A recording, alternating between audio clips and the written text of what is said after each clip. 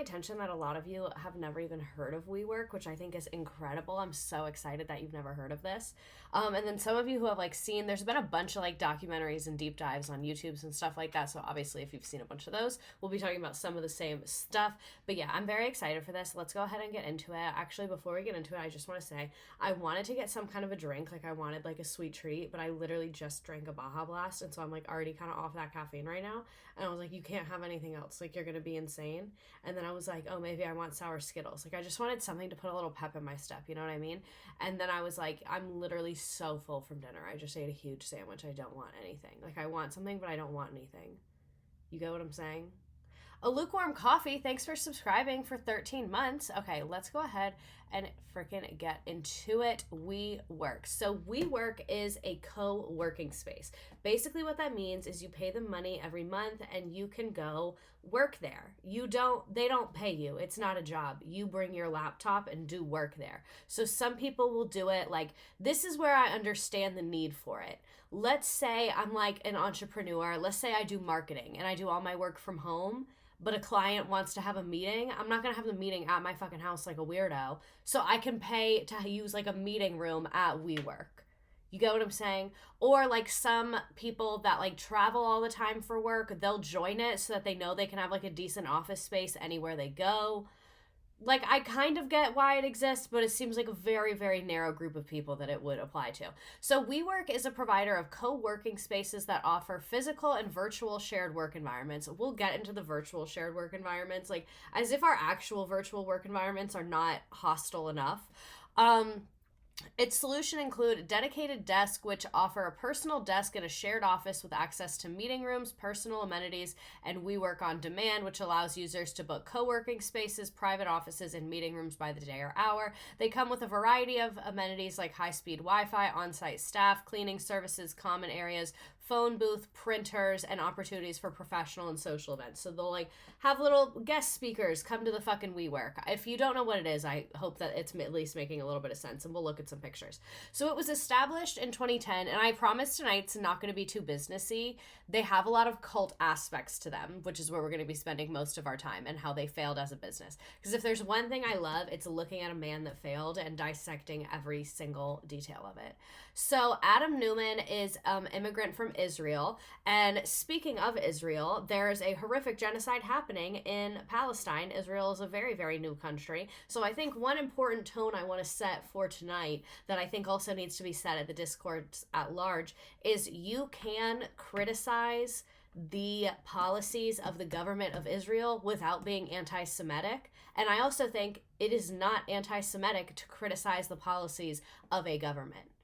That's where I kind of land on that. So if anyone was going to like make fun of him for this, like I said, you can criticize the policies of that government, but you're not going to make fun of someone for their religion or what have you. But I have a feeling we're all pretty aligned on this. I've been pretty outspoken about this matter over the last year-ish, so I can imagine that most of you are probably pretty aligned to my viewpoint on this topic. But yeah, just because like Israel is going to come up multiple times tonight, I did want to call that out. And then also point out I made the QR code a lot bigger tonight because I wanted to really bring a lot of attention to this fundraiser as I've been trying to do. And I know a lot of y'all have donated to it already. I greatly appreciate that. But if you could continue to post it on your Instagram stories, post it on social media, anywhere that you can.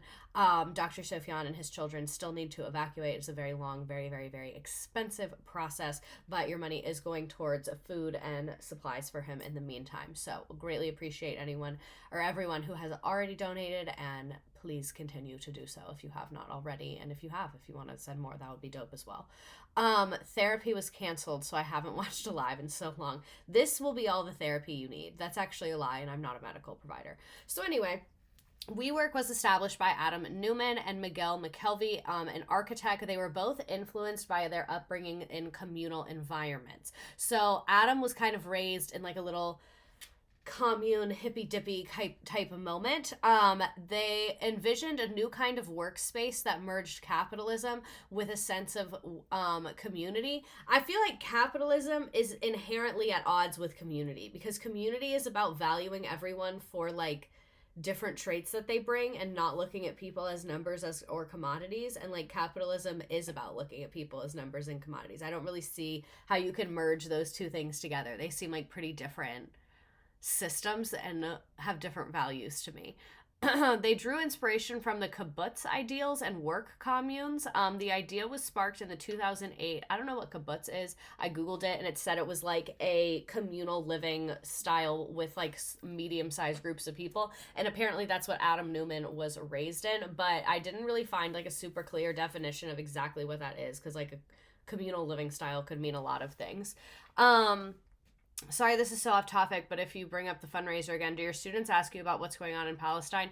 Last year, I had a couple that were asking a lot, I think because it was in the news a lot. This year, I don't have as many, but when they ask, like, they usually have pretty good questions, and usually what I do is I show them, like, maps over time and, like, show them different places they can look up information. A few of them have asked, but it's not, like, the vast majority of them are asking, if that makes sense. And generally, the ones that ask about it already know a fair amount. They're asking because they looked into it, so they like will want to show me what they're seeing and they're reading. So a lot of times I just kind of let them lead the conversation because they're the ones that are bringing it up. But yeah, they do ask on occasion. Not many of them, but sometimes it happens. A lot of them were asking about the election. Obviously, that was like much more in domestic news. So they envisioned a workspace that merges capitalism and community, whatever the hell that means. The idea was sparked in the 2008 financial crisis, an era of economic uncertainty where many people looked to technology for hope and innovation. They believed the next revolution would focus on shared values and human connection, leading to the rise of co-working as a concept. That's what I don't understand. Like, what are you actually talking about? They're like, the next revolution will be co-working. What are you talking about? Literally, what are you talking about right now? That's not a revolution. Co-working is not a revolution. So this is Adam on the left. We're mainly going to focus on him. So their first location opened in Soho, Manhattan in April 2011. The millennials' heyday. The millennials were doing amazing in 2011. Actually, the economy was kind of bad. Anyway, from the outset, the company emphasized a vibrant culture, marketing, and the tagline, "Do what you love," cultivating a millennial-friendly ethos. The company fostered an inclusive environment where startups, freelancers, entrepreneurs could thrive together with features like open spaces, glass walls, snack areas, and beer taps to encourage collaboration. This is the other kind of group that's there a lot. A lot of times startups and very small companies, because like if I have a company with 4 people, I can't sign a 5-year lease for a commercial office space. That's fucking crazy. But we can do this month-to-month thing at WeWork, and like we'll have our little startup, and then like Greg is over there with his little startup. We're bouncing ideas off each other. Like, I get it. Like, I don't think it's the worst idea I've ever heard, but they just took it way too fucking far. Oh, I'm getting ahead of myself. So the company fostered an inclusive environment where everyone could thrive together and drink beer and have snacks. That is their whole business model. So here's some pictures of it. You can see like they have a barista, they have plants, there's candles, furniture that's comfortable, and office furniture. What? Nothing says community like staring at a screen in an isolated room next to one another. So like, I think you get the point. It just looks like a hip office, except everyone has a different job. So the open floor plans dominated layouts featuring communal areas like lounges, kitchens, and breakout zones. I hate corporate America. What are you talking about? What's a breakout zone? Do they break dance there? Because what are you talking? You're saying nothing. What are you talking about? WeWork is giving frat that never ends. We have a great meme about frat boys in here later tonight. So, glass walls provided transparency and natural light. We work for different companies. Why does there need to be transparency? We work at the same place, but we do not work for the same company. Creating an atmosphere that felt both modern and inclusive. They just keep saying the word inclusive. Inclusive of what? Many different types of plants and MacBooks? Is that what you're talking about? These spaces catered to, also they balance the need for private offices and meeting rooms. Sorry about that. I can't only be mean to them. These spaces cater to a wide variety of working styles, from individuals seeking focused quiet to teams needing dynamic, flexible environments. Amenities such as ergonomic furniture, vibrant decor, and unique touches like murals or curated art added to the appeal, making them feel more like social hubs than traditional offices. You know what's private? Your home. Exactly. And I feel like this is giving the same energy as those like luxury apartments that charge you like an extra $1,000 a month because they have nice couches in the leasing area. Oh my God, why isn't it loading? What's happening? I'll try and refresh it. Okay, just one picture wouldn't load. That's a little odd. Show anyway, whatever. One of those pictures wouldn't load, but you get the picture. You get the picture, sorry. I mean, you don't get the picture, actually. But some of them do look really cool. Like, I will say, like, the interior design is kind of there, like, especially the one on the top left. I like those chairs. I like the blue couch. I think it's, no, I don't want to go ahead. I think it's, like, a cool little office space. If it was for a company. Like, if we all had a job, but that's the problem, is they don't have jobs. So WeWork's appeal lay in its marketing and its unique culture of blending work and play. It was seen as the first physical social network. They're just saying words and I'm going crazy. They're just saying words and I'm literally going crazy. It's giving MLM, but bad at them. Did anyone work in a WeWork? During 2020, I had a Regis office. Is that like a thing? Regis, is that a WeWork thing? So this is where small businesses could connect, collaborate, and innovate. Its spaces hosted numerous startups, serving as incubators for creativity and success. By 2014, WeWork was the fastest growing leasee of office space. Oh, leasee, like they're getting the leases of office space in New York City, and they were expanding across the US and globally. One of the standout phenomena of WeWork was founder Adam Neumann's WeWork Summer Camp. Their annual event blended both work and play into a 72-hour retreat that would rival music festivals, designed for both members and employees, because remember, in the early days, they're having all these social events, they're doing a lot. I worked in a WeWork 2 days a week before 2020. It's a different brand of WeWork. Oh, okay.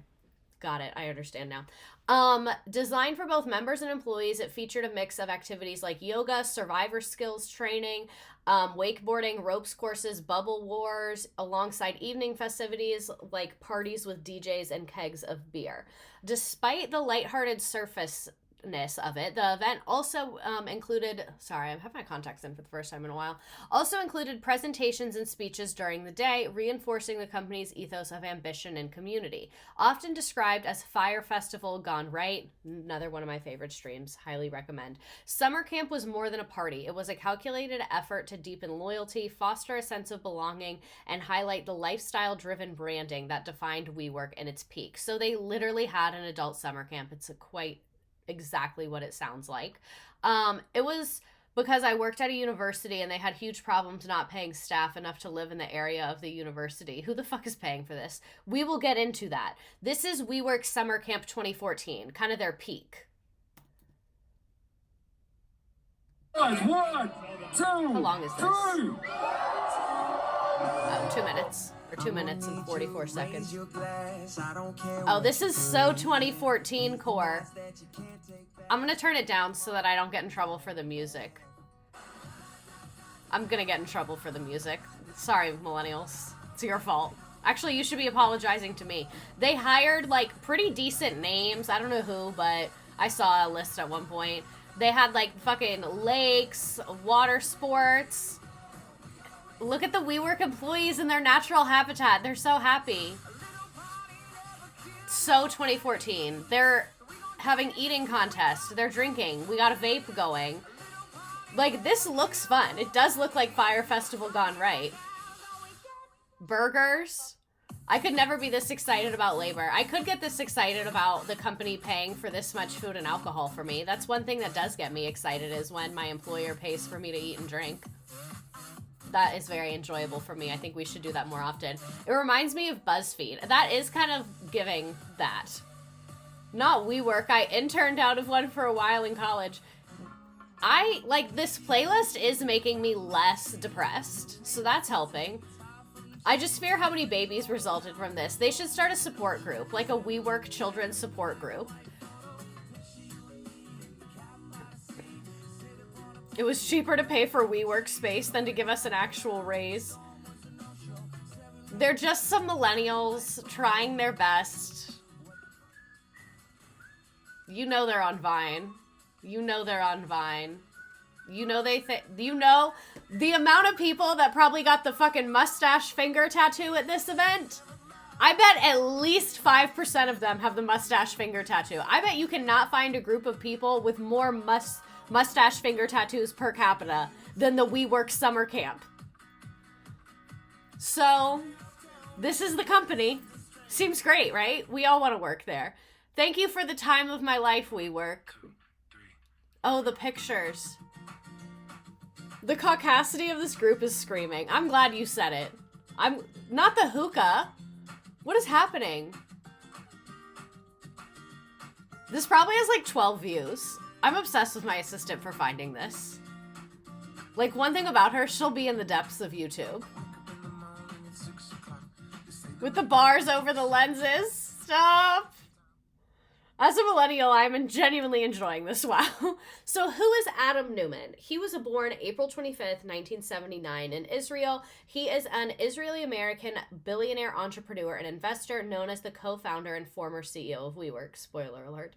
Neumann is one of the most controversial figures in modern business. Growing up in a turbulent household, his parents divorced when he was 7. One thing about me is we are going to analyze the childhood of the CEO of the company because it's relevant. Because the way that you treat your employees, a lot of it goes back to like mommy and daddy issues. A lot of times. Like, I've had a lot of managers that I'm like, so your mom didn't hug you enough and now it's my fucking problem. So it's always important to go back to the childhood. Oh my God. Sorry. Anyway, so growing up in a turbulent household, his parents divorced when he was 7, and he moved between 13 different homes by the time he was 22. No fucking wonder he's like, you can work anywhere, because he moved every 5 minutes. Despite struggling with dyslexia and not being able to read until 3rd grade, he went on to serve as a junior officer in the Israeli Navy and later studied at the Zicklin School of Business at Baruch College in New York City.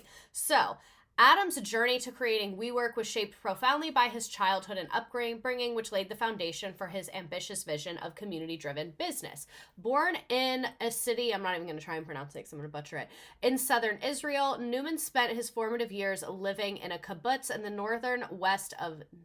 northwestern Negev, near the Gaza border. So he grew up next to an insane violation of human rights. So that just kind of goes into, I think, what maybe his worldview is, maybe his values. We'll leave it there. The kibbutz lifestyle was rooted in collectivism and shared labor, left a mark on Neumann, though he later criticized the traditional kibbutzim for their socialist principles, calling them a failed social experiment because everyone made the same amount of money. So he's like, oh my God, we lived it as a community. It was amazing. But I really, really hated that part where we all made the same amount of money. Being rich is something that's very important to me. So naturally that was offensive to me when we all made the same amount of money next to the human rights violation. I did not like that. That part was bad. But we are going to keep the shared plants. That part was good. Nonetheless, he credited this upbringing with instilling in him the values of communal living and working towards something greater than oneself. These principles became central to the ethos of WeWork. His sense of community was deeply tied to his narrative as a founder. He often referenced the kibbutz during meetings with investors, presenting it as the philosophical DNA of his company. In interviews, he would argue, if you don't understand that being a part of something greater than yourself is meaningful, and if you're not driven just by material goods, then you're a part of the we generation. But you just said that you liked the money. You literally just said that. So after completing his service in the IDF, if you didn't know, everyone in Israel like has to do the military. So like pretty much everyone there did the military. So it's like not notable that he did the military in Israel. Not that it's not notable. Like, it's notable for us getting to know him, but it's not like everyone there did the military. So it's not really like he had a choice. just so we all know what's going on. After completing his service as a naval officer in the IDF, an experience he later attributed to teaching him discipline and teamwork, he moved to New York City. Here, he struggled with initially launching failed ventures like collapsible high-heeled shoes and baby clothes with built-in knee pads. These missteps didn't deter him, but rather fueled his ambition to create something transformative. His upbringing on the kibbutz, combined with his IDF training, this guy has it all. He's like, work for a military that's committing genocide, grow up in a communal space, but I hated the part where we all made the same amount of money. Now I shall start the company that's going to take us to the moon. Metaphorically speaking. I guess the literal one would be Elon Musk. Anyway, I'll never forget that one Swiftie who went viral when she was arrested for refusing to join the IDF. Thank you for bringing that up. I couldn't remember what they were a fan of, but it was like they had a fan account and they didn't post. And then for like 2 years later, they were like, sorry, I got arrested because I refused to join the IDF. That's what I'm fucking talking about. That is what I'm talking about. These missteps didn't deter him, but he just said, I grew up in that kibbutz. I've been in the IDF. I've seen a thing or two. This meant that he was very resilient. Neumann's early adventures, including founding Crawlers, the clothing company, before he moved into the shared workspaces, and they started a company that was originally called Green Desk that eventually evolved into WeWork. These are Crawlers. It's clothes with knee pads for babies. Do babies need knee pads? Is that like something I didn't know about? I've spent a fair amount of time around babies and they've never expressed to me a need for knee pads. So is he a cult leader? We're going to just get straight into it. WeWork's charismatic co-founder fostered a persona and leadership style often described as cult-like. His grandiose vision and persuasive energy made him a magnetic figure capable of convincing investors, employees, and even members to buy the ethos of We as a movement rather than just a company. His rhetoric often revolved around lofty ideals such as building a community with shared values and redefining the way people work, live, and connect. So very vague things. I want a business plan that says, like, we're going to achieve this many consumers in this marketplace by this date. Like, that's a business plan. Saying we're redefining the way people live, work, and connect, that's not a business plan. And I'm not even a business expert, and I feel confident saying that. He proclaimed that the next revolution would be the We Revolution, framing himself as the spiritual leader of change. Anecdotes of his behavior, such as convincing individuals they were destined for greatness or embodying the same entrepreneurial spirit that could pad the baby knees and disrupt real estate, reflect his extraordinary influence. However, this fervor also cultivated a blind faith in his leadership, leading some to compare WeWork to a modern work commune, complete with Neumann as at the helm as the larger-than-life figure. So this is some of his speeches. Best. First advice I would give is you gotta do what you love. So the thing we tell our members is if you're not doing what you love and if there isn't intention behind what you're doing, you're not gonna be passionate. You're not gonna be able to sell it. You're not gonna be able to wake up every morning very early, go to sleep very late, and really dedicate your life to it. So first thing, choose something that you love. Second thing, don't be chasing the exit. If you're doing the this We just to make Revolution, money, but hates you're probably socialism. not in the right entrepreneurial business. Go get a job with corporate America. Build something that you love, build something with intention, and the money will follow. That would be the second thing. Third thing, you can't give up. No matter what, you can't give up. And last but not least, it also takes a lot of luck and being in the right place in the right time. It took me 5 businesses to get to WeWork. Doesn't always work the first time. You gotta be able to fail, learn why you failed, do better for it, and then start again. In life, it's not about being afraid of our shortcomings. It's about having the courage. He's not even to that good fully of a live speaker. and be the full light that we can be. It's very scary to be all that you can be. And if each one of us actually allowed ourselves to be our fullest, there would be no stopping us. And she said to me, you know what your problem is? You don't understand the game of life. And I said, the game of life? Of course I do. She said, prove it. What does success mean? And I said, success is whoever dies the oldest with the most money. She looked at me and said, exactly. You do not understand the game of life. And I was so intrigued. I said, well, why don't you tell me what success means? She said, success is the person who at their 80s is surrounded by the most loved ones, the most family members, has created the most impact on this planet, has connected to something greater than themselves, and don't forget, had a great time doing it. And how do you know when you can't control your ego? It's not the things you say, because we all learn how to keep quiet. It's the things you think. Something else. And when you start it's all looking at this. people and you're judging them. I know To he judge loves a another hot person, yoga you have to retreat think in you're better. Bali. And the moment you think you're better than another person, you can't help anyone, because no one wants to take advice from someone who comes from above. You want to take advice from someone who goes eye to eye or maybe below, but definitely not from above. And the most amazing thing is, in today's world, and it's never been more relevant than today, as technology takes over our lives, in average, a human being will look at his phone 160 times a day.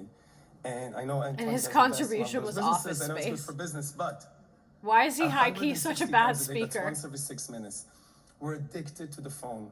When we're gonna get to be 80 or 90 and we're gonna think of our life, we're gonna think that a third of it we were sleeping, and the other third we had a relationship with a machine. And that was not God's intention. Because we talk a lot about the chosen You people. rent I don't office like that term, space. the chosen What are you people. talking It's a very about? negative one. I like the burdened people. Only We are 160 burdened. times a day, We set rookie an example. numbers. Burdened to keep 613 mitzvahs. Burdened to keep all the different things. If you want to change the world, start by changing yourself. Okay, so I think we get it. First, So the launch of WeLive. We'll to get more into this later, but in a bold move to extend WeWork ethos into daily life, he introduced WeLive, a co-living concept that aimed to revolutionize modern living. Among the first to experience this venture was August Urbish, a WeWork devotee who was reluctantly persuaded to break his lease in New York City to join what promised to be an innovative community. He received a cryptic invitation with little more than a time and location where Neumann himself unveiled the new project. So this is the WeLive apartments. They're glorified dorm rooms.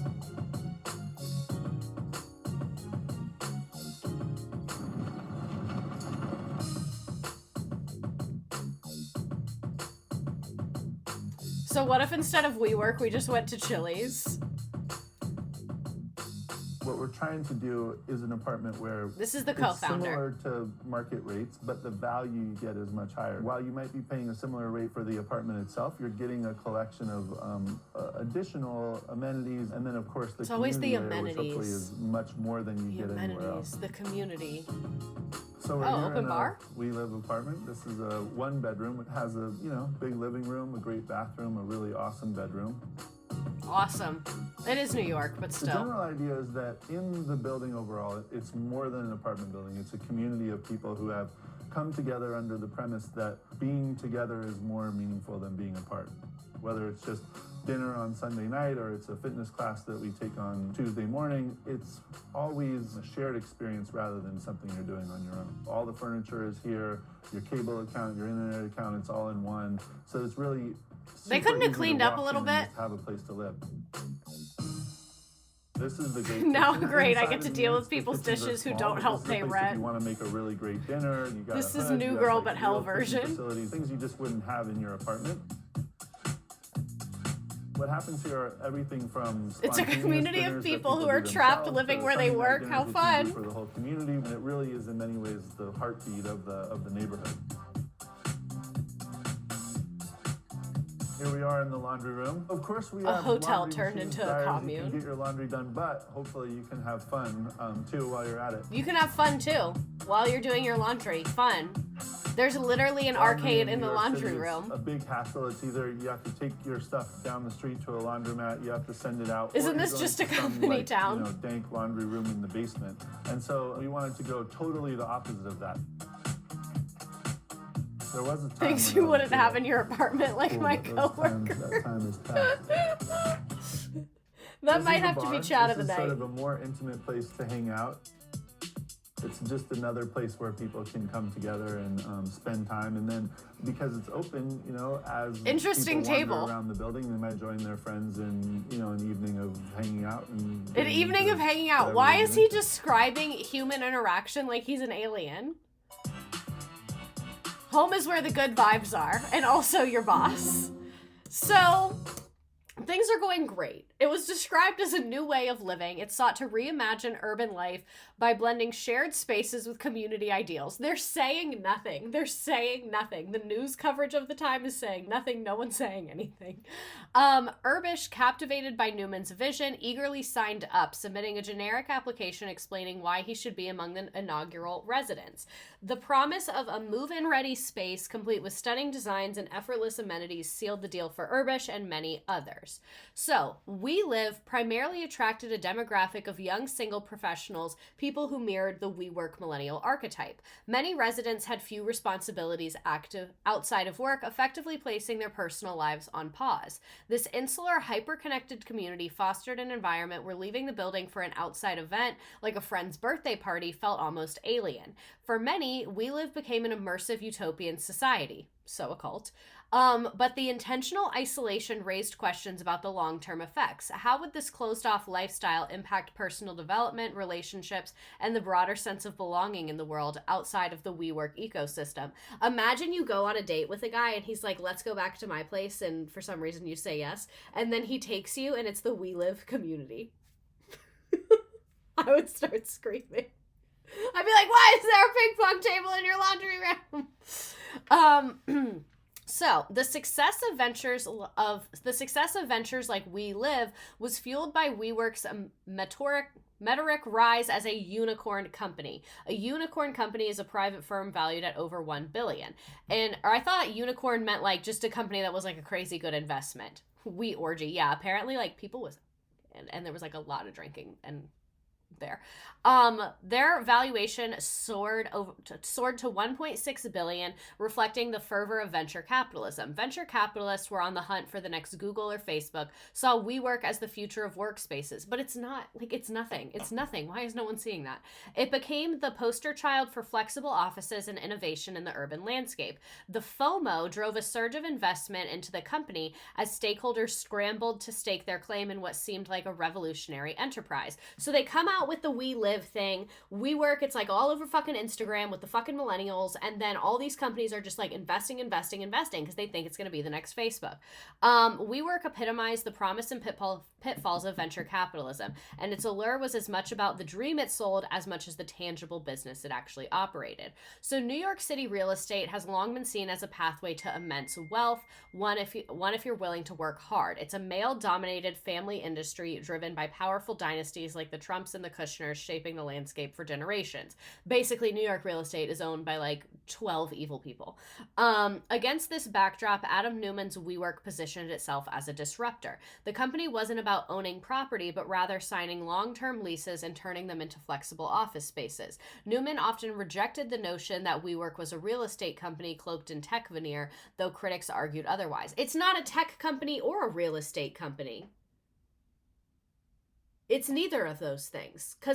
So what they're telling me, by not owning any of the places and leasing them, they don't have that much like tangible assets as a company.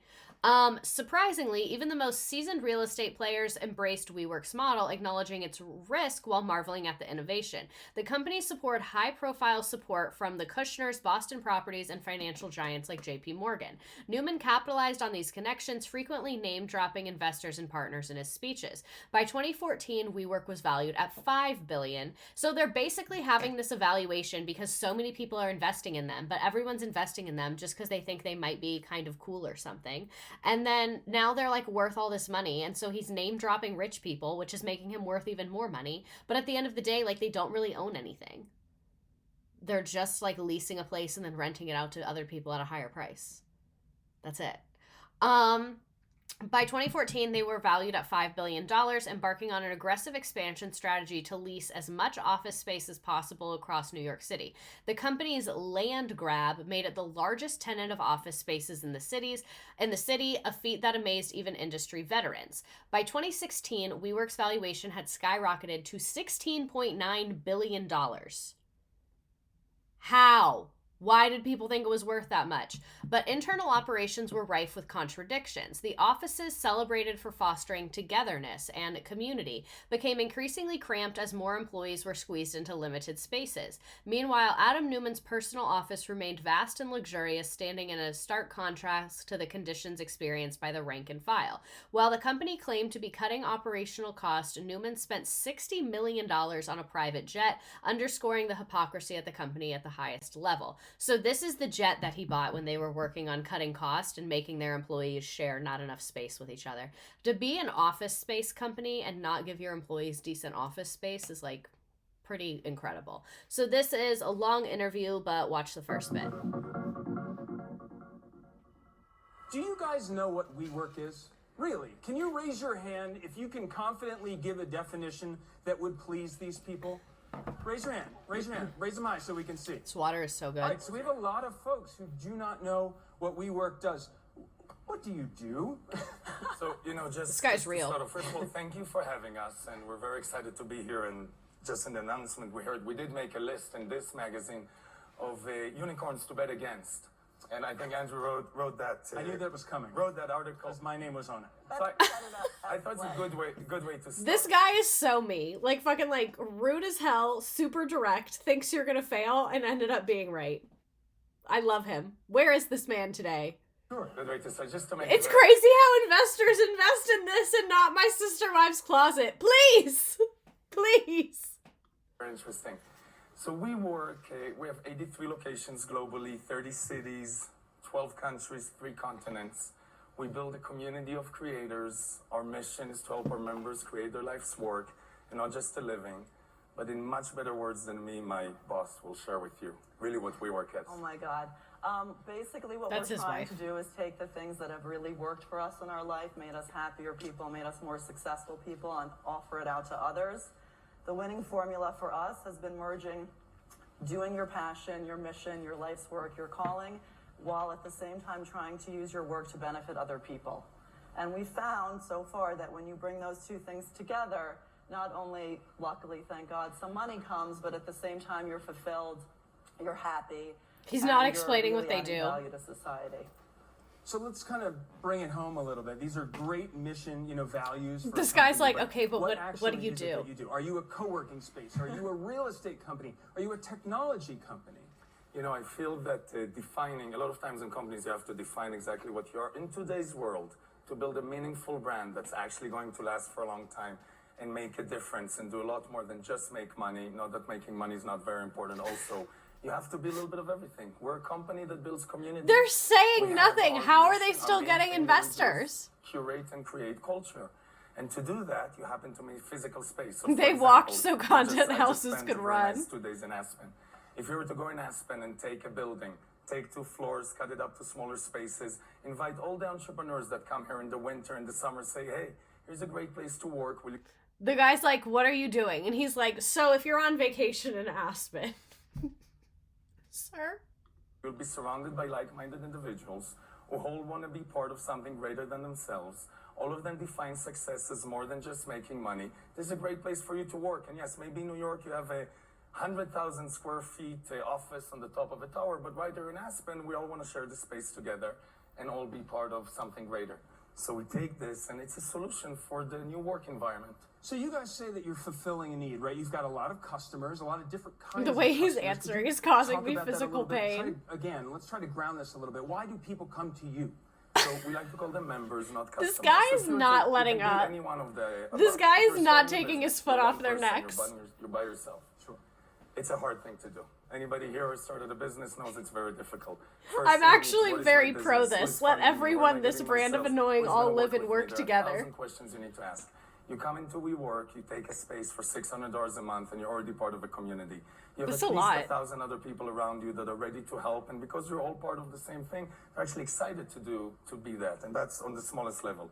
On the largest level, you might be Salesforce, you might be Facebook, you might be Dell, and you have HQs, headquarters all over the world. You have satellite offices all over the world, and you need a solution that's better than just the old way that people used to do it, when they build a global business. So they might need us also. They're coming to you for culture, do you think?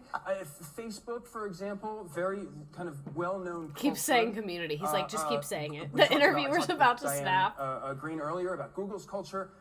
They come to you because they want different culture, better culture? So you use specifically Facebook, and the first thing, specifically about Facebook and Google, we believe both companies have great culture, and we're not in a position to say that we're here to deliver new culture for Facebook or Google. He's pushing him so hard. There are a lot of other companies that the CEOs are not the founders anymore. It's been a long time since that company's culture has been revisited. And corporate America in general has a culture. The community you have to pay rent to be a part of. If you just see the churn of employees that are younger than 30, if you just saw all the different things that are happening in the different organizations, you would know that it's a Greek life for corporates. Today in corporate America is a very big deal. So you get the point. He got nothing. They got nothing. So cult-like onboarding in corporate culture. Onboarding at WeWork became a weekly spectacle, complete with Monday morning presentations designed to indoctrinate the new hires, propaganda videos, and elaborate slide decks that celebrated the community's global workforce. While executives playfully referred to as CWOs, literally stab me, dominated the spotlight, emphasizing their achievements and charisma. Yet the messaging was often tone deaf, with little diversity represented in leadership or upper management. New employees were expected to chant "We work" in unison, an exercise intended to build loyalty, but often perceived as distracting or excessive. Despite efforts to present a united people-first ethos, cracks in the facade began to show. The disorganization at WeWork was palpable. Employees struggled with unclear directives. Resources were often misallocated in an effort to maintain the company's glamorous image. So basically they were spending tons of money on fucking like private jets and parties and like nice shit, but then like not able to like buy office supplies for their internal employees that aren't customer facing and shit like that. I don't know if that's literal, but that's just an example of what they mean by misallocating for glamorous image. So while WeWork spared no expense on appearances for both employees and the public, the underlying chaos and lack of management strained the organization from within and foreshadowed the eventual downfall. So the illusion of equity and employee disillusionment. At WeWork, employees were drawn in with promises of stock options and the allure of equity. That is really, really cool to like get paid in equity at a startup that's good. At this one, it's bad. But if you're at like a good company and they're paying you in equity, it shouldn't be like the majority of your pay, but that means like if you stay with the company and help build it, that equity you have will be worth like a fucking lot later. So like if you started really early at Google and got paid in some equity, you'd be like a billionaire now, is basically what they were promising their employees. They often agreed to salaries below market rates. So that's what you should not do. You should not be like, oh, this job should pay $80,000, but I'll do it for $40,000 because you're giving me equity. No. It should be like, this job pays 80, so we're giving you 80, and then here's a little bit of equity because like we love you and want you to do well and we want you to care about your job, is how it should be. But they were paying people way below market rate and then just promising them equity. Employees first was a central tenet of the company's messaging, emphasizing that they were a part of something transformative. The promise of massive payouts was tantalizing. Employees were told they'd get as rich as the company's valuation soared. In reality, most employees didn't understand the implications of their stock options. For many, the equity amounted to only a few $1,000s, far from the life-changing wealth they had imagined. The buzzword equity became a rallying cry, but its actual value was often a fraction of what the employees believed that they would receive. Weird workplace culture. In a notable moment, a reporter from Forbes recalled an odd incident at the WeWork cafe. Adam was always eager to assert his presence. He ordered a latte. When he went to collect his drink, the barista handed him a cappuccino instead. When the reporter questioned the mix-up, the barista casually explained that at WeWork, they referred to lattes as cappuccinos. This strange, almost cult-like culture where everything was infused with WeWork's branding and terminology became emblematic of the eccentric work environment that Adam had cultivated. So clearly, he ordered a latte and he thinks a cappuccino is a latte, so now they're all just going along with it, which is weird as fuck. For the barista to be like, we call these lattes. Sir? They're not that different, but I know there is a difference. So a culture of chaos and mismanagement. Dysfunction within the WeWork extended to internal operations where employees often had to take on tasks outside their roles due to inefficiency and disorganization. Former product manager Joanna Strange exemplified this environment. Frustrated with her manager's lack of productivity, she resorted to logging into his accounts, which he gave her permission to do. He was like, here's my login, you fucking deal with this, to handle his responsibilities. In doing so, she discovered an email listing employees that were slated for termination, including herself. The email revealed a broader mandate of a cut of 7% of their employees because WeWork was hemorrhaging cash. So hemorrhaging cash, hemorrhage is when like just a ton is leaving out. Basically, WeWork is spending way more money than they're making. They're spending a fuck ton of money and they're not making that much. So they're going to cut 7% of their employees. Her manager's gleeful response about exceeding the target with, "Ha, bitches, I cut more than 7%, underscored the company's callous approach to layoffs. So they didn't even announce that they were doing layoffs. And then the manager to say, "Ha, bitches, I cut more than 7%, soulless. Strange's unauthorized access also uncovered a damning document showing that WeWork had adjusted its revenue projections downward by approximately 80%. This suggested that the company had been misleading investors and the media about its financial health. Recognizing the gravity of this information, Strange turned it over to the press. So basically, they were like misleading people about how profitable they were. In the response, WeWork portrayed itself as a victim, accusing Strange of breaking the law and framing her as the wrongdoer. The company insisted that everything was under control, attempting to paint the narrative of resilience. However, the revelations further eroded trust in WeWork, exposing the financial instability and the chaotic leadership behind the scenes. Adam's wife, Rebekah Neumann, played a pivotal yet unofficial role in shaping WeWork. A former filmmaker and cousin of Gwyneth Paltrow, a connection she was reportedly very eager to highlight, Rebekah was deeply involved in the company's ethos and Adam's vision. She is said to have both been his biggest supporter and his toughest critic. Adam often recounted how she once told him he was full of shit, a phrase he repeated in motivational speeches to emphasize her influence on his personal growth. She was right about that one thing. Broken clock is right twice a day. That's what she looks like. You saw her in that earlier video. Former cousin. Is that what it said? Former cousin? No, it said former filmmaker and cousin, but I don't think they meant cousin as former. So she was a filmmaker before any of this, an entrepreneur, so to say. Rebekah Paltrow Neumann, actress, film reel. Oh no. Oh no, you guys.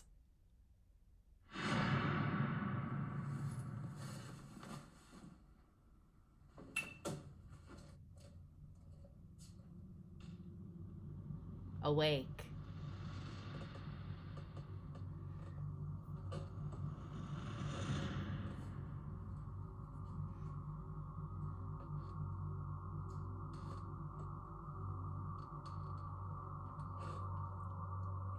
Loss of life, poor darling, do not be afraid. But to be alive, Rich people need to be bullied more. but dead inside, be very afraid. That's Mags from Hunger Games. I was trying to figure out who this was. Because I was like, I know her. You?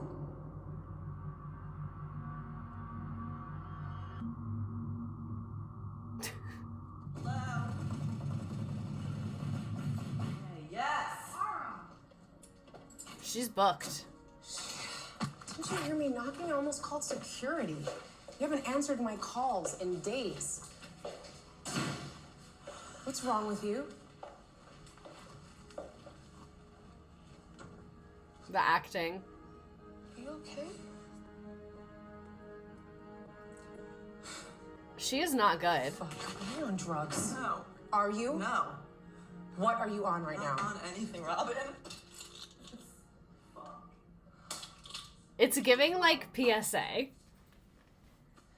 I know you're going through hell. It's giving but you Dare can't just commercial. check out for 3 days and not call me. Mixing all these drugs will kill you. Out! Spit it out! Out! Out! So this is the leader of the organization. This is what people think Degrassi was.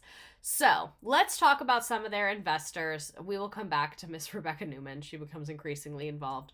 SoftBank in 2017. So Masayoshi Son, is that his name? And SoftBank's investment in WeWork. The founder and CEO of SoftBank was one of the wealthiest individuals of Japan and the mastermind behind the largest venture capital fund in history, the $100 billion Vision Fund. His bold vision, dubbed Singularity, is centered around a future where machines dictate the way we live. With a particular interest in artificial intelligence, he invested heavily into startups that aligned with his futuristic vision of the world. He was constantly on the lookout for companies that could fit his grand vision, so one of his targets was WeWork. So this is the guy that is the SoftBank guy with the Vision Fund. Masayoshi Son. That's his name, I think. So he's one of the major investors into WeWork. This is his Vision Fund. You can see $28 billion is from SoftBank, what he's the CEO of. A lot from the Saudi Arabia Public Investment Fund. That could be a whole other stream if we're being honest. From Apple, from a couple other organizations, and then a bunch from ? Whatever that means. So Sun initially found WeWork to be overvalued and thought that its business model was easy to replicate. Despite this, Adam Neumann's charisma won him over. Neumann had been meticulously preparing for the moment, knowing that SoftBank's investment could be a game changer. When Sun finally met with Neumann, the timing was less than ideal. The meeting, which was supposed to last 2 hours, was cut short to just 12 minutes due to Sun's schedule. But even with limited time, Neumann seized the opportunity. After the meeting, Neumann managed to ride with Sun to his next appointment, pulling up a pitch deck on his iPad. Despite Sun's reluctance to look at a formal presentation, he was more interested in talking. In a pivotal moment, he asked Neumann if he's a smart guy or a crazy guy. If a smart guy or a crazy guy would win in business. Neumann boldly answered, a crazy guy, to which Sun responded, you're not crazy enough. Sun challenged Neumann to think even bigger than suggesting that Neumann needed to dream without boundaries and inspired Neumann's vision and energy. Sun decided to back WeWork in a massive way, offering a check for $4 billion to fuel its global expansion. This is just two delusional best friends hyping each other up, I fear. Two delusional best friends. This funding lifted WeWork's valuation to $20 billion by 2017, and the company's rapid growth soon became a spectacle. So you see what I mean? Where like one guy invests, so the valuation goes up. So then more people invest, and the valuation is just going up for like kind of no reason. So WeWork's insane global expansion and consequences. The investment from SoftBank gave WeWork the financial muscle to expand at an unprecedented rate. With SoftBank's billions in backing, WeWork aimed to open as many offices as quickly as possible, even if it meant cutting corners on the readiness.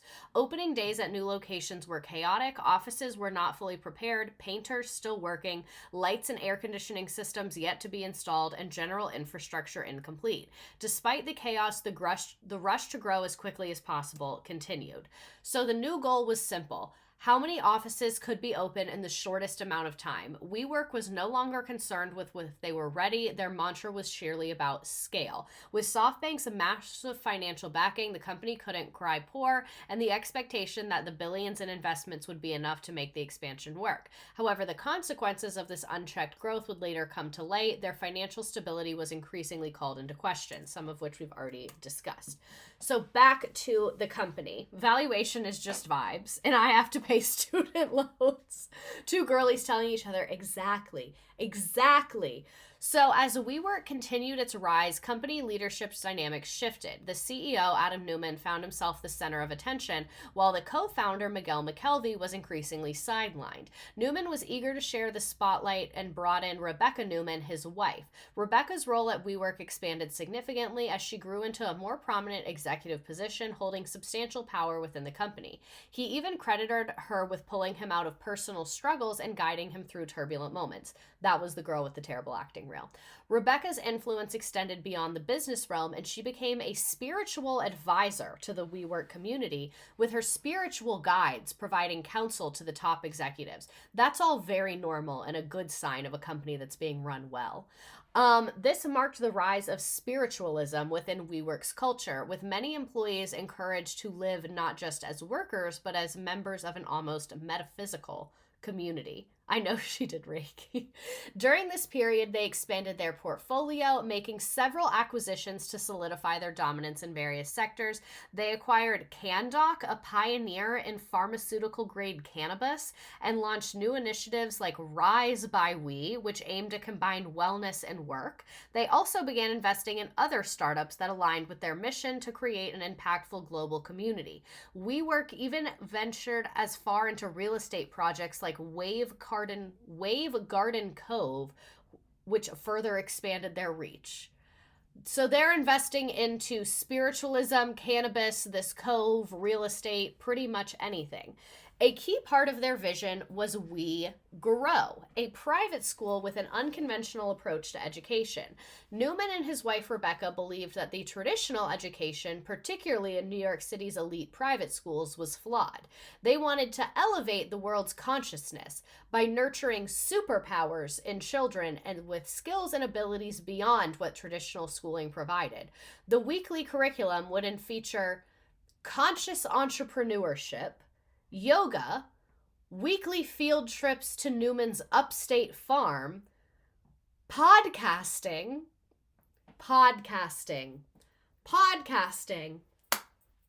for children, and other mind-expanding pursuits, often with the help of visiting WeWork staff. It sounds like they're going to give the kids LSD at the upstate farm. I'm going to be honest. That's exactly what it sounds like they're about to do. I need an interview from these kids. We have lost the plot. Donda Academy vibes. This is WeWork's Conscious Entrepreneurial School. When we came to WeGrow, my husband and I looked at each other and I'm like, this is unreal. It's so child-focused. You really do feel like your child is loved. It's like y'all hiring? Designed a school based on our wish list. A school that values vegetarianism, yoga, technology, entrepreneurship, farming. I see many schools that are very established, but the big issue with those schools is that they're behind. WeGrow is teaching the children how to adapt to the rapidly changing world around us that we all see. The number one thing is that she is educated and she learns all of the fundamentals. These interviews feel almost like an SNL skit. Passionate and progressive and on the pulse of this century. It's like a breath of fresh air. WeGrow is none of these kids know how to read, by the way. Teach honesty. I don't see phonics anywhere. Humanity. They teach that whoever he is just fine. Speed running illiteracy. Skyrocketing happiness in my child and really being excited to go to school. Something is working. Everyone puts their kids in WeGrow schools employees. Succeed. We all have to really examine. If they can start a school, you can. They're more like coaches in a sense rather than just teachers. It's really allowing the children to measure their own level of success. Having friends that... Why would you let an illiterate person measure their own success? That's the reason you hire teachers, because children are illiterate. So they can't measure their own success. I don't even think they use Lucy Culkin. I don't even think, I think they even think that's too academic. Even that's based on no research at all. They think that is, too much. Oh, the founder's here to talk to the children. Allowing the children to measure their own level of success. Having friends that you love, that's success. Being happy all day and smiling, that's success. This really does feel What am I watching? Like community. It feels like it's child-centered. It feels like children have a voice. They're allowed to try things out. WeGrow is the future. So, I'm gonna be honest, when I start my cult commune school, it is gonna look a lot like that, but, I will be teaching phonics at mine. Just to clarify. I love the space that they have. Obsessed with the materials, obsessed with the kids being outside, obsessed with the farming, not obsessed with the lack of curriculum. That's one thing that I was kind of noticing. So, WeGrow curriculum wasn't just for kids, but also for we grown-ups. Shut the fuck up. Literally shut the fuck up. The idea that mirrored WeWork's earlier rhetoric about community and self-improvement. It was as if they believed they could redefine every aspect of life, work, family, and education by creating a new idealistic system that would inspire everyone to be the best version of themselves. Around 100 children aged 2 to 11 were enrolled in the ambitious project that launched in 2018. WeWork announced in 2019 that it would close at the end of the academic year.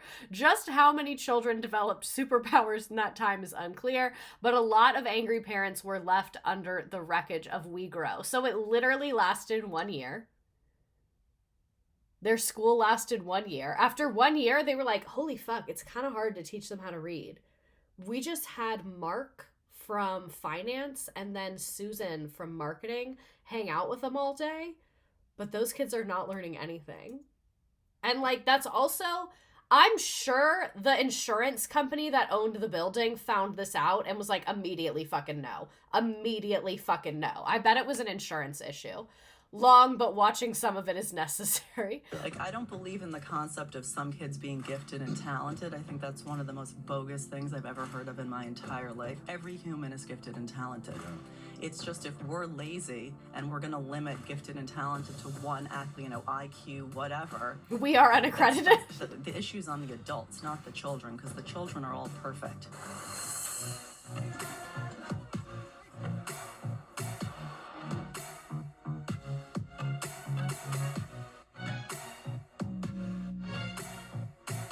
Who is this guy?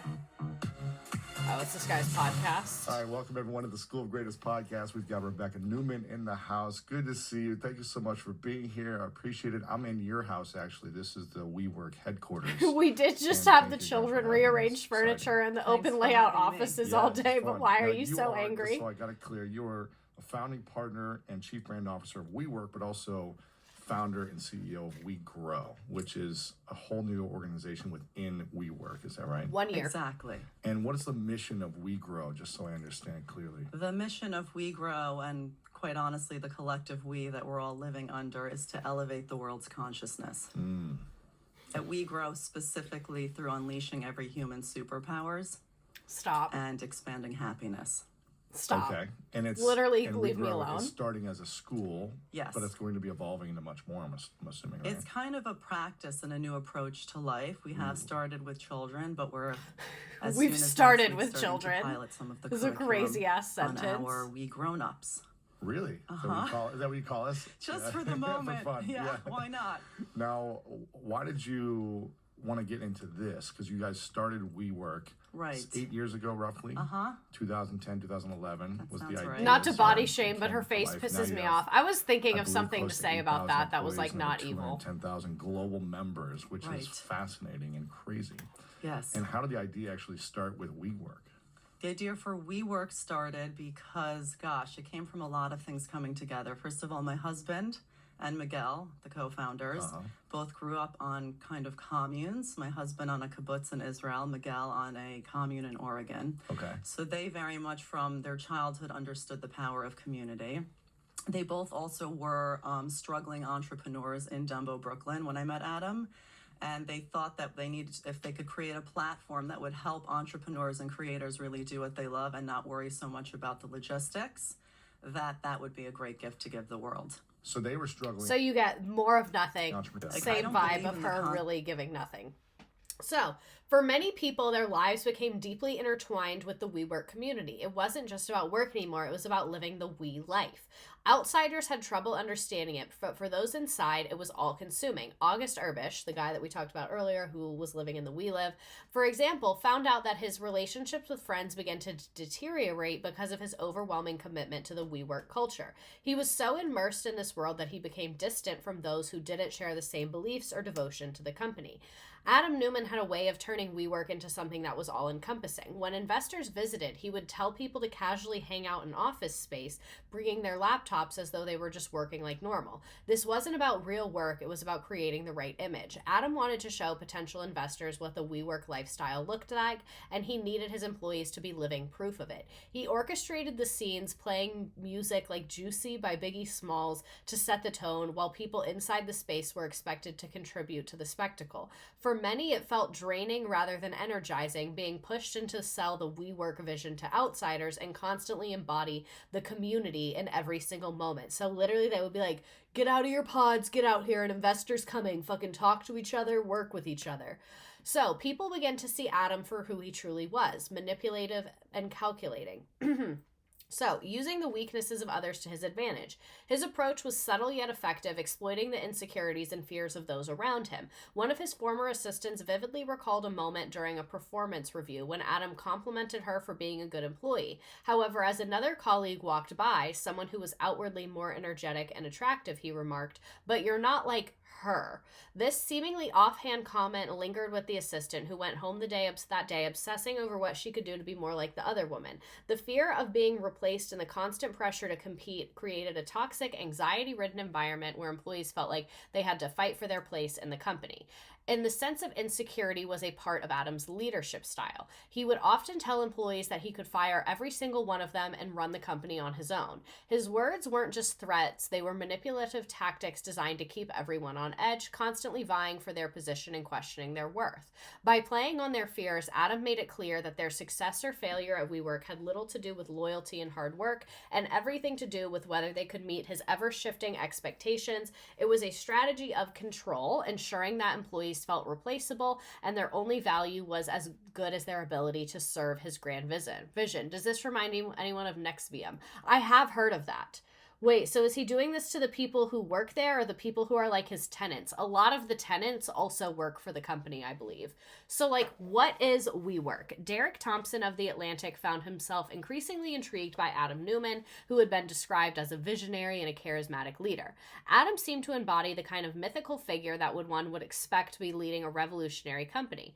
But Derek struggled to reconcile this persona with the realities of the business, especially when it came to the practical aspects of leasing buildings and managing physical spaces. He wondered, what exactly made WeWork so special? When Derek asked Adam what set WeWork apart, Adam's answer boiled down to the spirit of we, a vague response that didn't offer anything new or innovative, just a rehashed idea that had been floated by countless businesses before.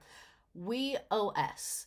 In a bid to appear cutting edge, they introduced a new venture called WeOS, an operating system for physical spaces. Like, you know, when your phone updates, it's a new OS operating system, but like physical spaces are not computers. The idea was to digitize the experience of being in a WeWork building. You could book a conference room, attend an event, even interact with other members through a networking platform that was like LinkedIn. Members would create profiles, network, and even find job opportunities through the system. But it wasn't about convenience. Adam and his team were using video cameras to study how people interacted in these spaces, analyzing behaviors in an effort to optimize and improve the environment. The goal was to engineer a more successful WeWork experience. So basically now their new business plan is like data mining, it appears. Justin Zen, who owned a company specializing in indexing and recalling public information from the web, made an intriguing discovery about WeWork. His company bots had added WeWork to their indexing list, and as they dug deeper, they noticed a troubling trend. Basically, this guy does internet research about companies, and he makes robots that do the internet research. So robots that Justin owns are researching WeWork. Corporate America is a joke. Let me just tell you that right now. They're making up work that doesn't need to be done all over the globe. It's an epidemic. But Justin noticed something interesting, that the turnover rate at WeWork was accelerating, which was odd, particularly for a company that prided itself on rapid growth. So the fact that their employees are like quitting and getting fired a lot, but the company's like, we're growing, a little bit weird. They also uncovered that despite their hype around community, no one was actually using the internal social network. So that fucking like knockoff LinkedIn that they made, no one's actually on there. Like, no one's posting things, no one's hiring things. We do not want work social media. But you can follow me on LinkedIn. I do have one. So anyway, this led Justin to write a blog post about his finding, which quickly gained traction online. WeWork did not like this and tried to force him to take the blog post down and forced him to leave his WeWork office. The call was literally coming from inside the house, Justin. So Overvaluation, what we've been saying, why are they worth these billions and billions of dollars? Scott Galloway is an NYU professor. He called WeWork the most overvalued private company in the world, a claim that resonated with many as the company's valuation soared to $45 billion in 2018. Despite claiming to be profitable, their financial reports were anything but straightforward. They had invented their own financial metrics, such as community adjusted EBITDA, which essentially allowed them to exclude significant operating costs and expenses, giving a false impression of profitability. So basically, their financial records were like kind of bullshit financial records. This creative accounting masked the company's true financial health as it continued to fail to create actual profit. So they are still continuing to spend more money than they're making. Grandiose speeches and insanity. By this point, Adam Neumann's focus seemed to shift from building We community to maintaining the business at all cost. At summer camps organized by WeWork, employees were given tracking bracelets, someone mentioned this in the chat earlier, to monitor their attendance at events as if participation was key to WeWork's success. Adam's speeches during this time grew more grandiose, claiming that WeWork could save parentless children, address abuse, and even solve world hunger. His ambitions were nothing short of presidential, and he fantasized about becoming president of the world. As the company's internal culture grew increasingly disconnected from reality, many people started to lose faith in Adam's vision. So this is their summer camp in 2018. I'll do all these great things, and I'll have all my friends around me, and I'll protect everybody, and I'll make sure that no one will ever suffer the way that we did. And the interesting thing is, as I grew up now, and now that I have kids, I actually relate to our suffering that we had as children in a weird way more, because when you were children, there's a limit to how you can perceive things, and your parents are your parents, and I don't care how shitty the situation. The one thing that doesn't change, you don't stop loving your parents, and this is an interesting thing that we should all remember about parents and children. You can be an abusive parent and your children are still going to love you, which is why we have a tremendous responsibility as parents to really be the best version of ourselves, and this is know a that work we're not event. perfect, and know that at the end there are going to be things that our children are not going to be happy with us about. But if we took everything that happened, whatever we knew to be reality, and then did the best version to create a much better world for our children, that is the step that you go one at a time. And as I now have children, and I look at them and I see how young they are, and our oldest now is 7, and I'm realizing how young 7 is, I'm actually connecting more to the fact that children that can't protect themselves, that suffer any type of abuse, is probably the biggest sin on this planet. He's literally just talking. Child abuse is bad. Just so you guys know, one of my biggest dreams for We is that we'll be able to build communities around the world where children who are not in the right situation could come and live forever, basically, and feel that they are part of a family like you did with your family and would be spared from. They're like, so I know we have no money. We're going to solve child abuse. As we keep focusing on what we're doing, as we keep executing, as we add more and more on the one hand processes, but on the other hand, one of the things that came out from some of the talks yesterday is let's not get too processed. Let's not forget entrepreneurial spirit. Let's not forget the ease of doing things. And as we can perfect DIY that and go with CPS. the mission that we have described, the influence and impact that we will have on this earth is going to be so big that you can go and solve. So Rebekah is saying, a lot of these kids are orphans. There are 150 million orphans in this world today. And you use the word orphan, and it's such a horrible word. It already labels someone in such a specific way. It labels them. So if we do the work right, and I we hear find there a are way to still become a children real being family abused to in this day. Community It's and true. company, not just our employees, but also with our members around the world, we could wake up one day and say we want to solve the problem of children without parents in this world. We can win and do it within 2 years. And then children in abusive She's like, don't forget about the and then we can go abused to any kids. minority or anyone who is weaker, who is getting taken advantage of, with someone who is more powerful. And from that we can go to world hunger, and there's so many topics that we could take one by one. And the thing to remember As is we we work. don't always know. I actually don't know all the things we're going to do. All I know is if we build a tremendously strong foundation, which I can tell you right now we're doing, and it's showing in every single aspect of the business. What and are in a they lot of people's under? lives, we will be able to tackle anything that we said on The nights fact that two. he The last served thing in the I thought is, IDF yes, just my- adds our so much childhood was irony. shitty, I know, it and yes, really Miguel's is childhood just was shitty, no and Rebekah, notes. I always thought of her as the perfect childhood, but I'm not going to speak for you, but I can argue that your trauma was bigger than both of our traumas, and you had your own version, and we can talk about that in a second. But He has concepts of a the plan. mistake I made when I got to be 20 It was and just 21 supposed to and be a 22 co-working is space. that How I did it go thought this that far? Because I had this horrible childhood in my past, I was allowed to mistreat other people. Didn't he say that being in the kibbutz in his childhood made him like love WeWork or something? Like, oh, I guess he did move around a lot.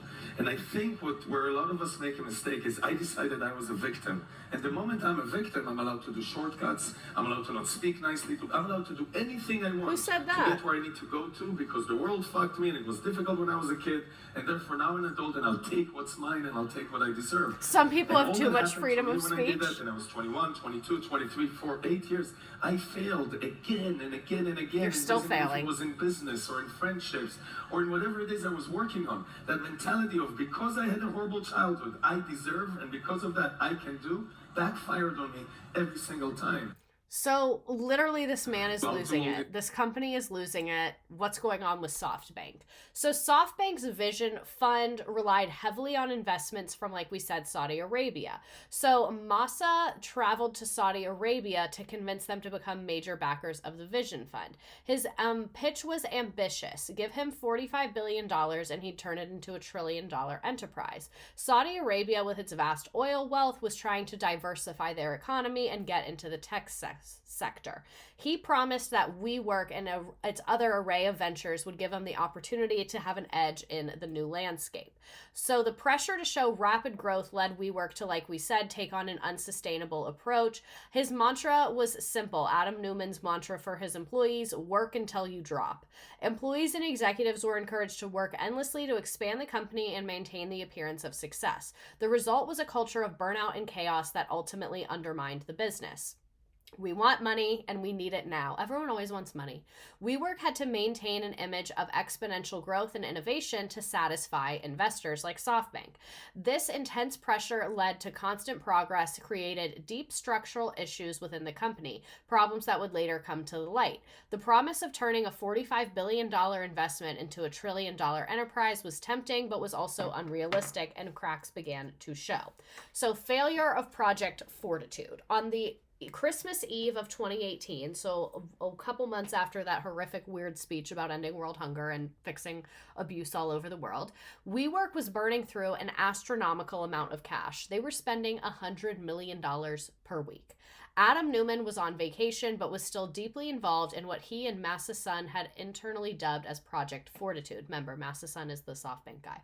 The plan was for SoftBank to invest $20 billion and become the majority owner in WeWork, which would essentially stabilize the company's finances and push it to the next stage of growth. So they just keep investing for growth and growth and growth and growth and growth, but they're still not producing a profit yet.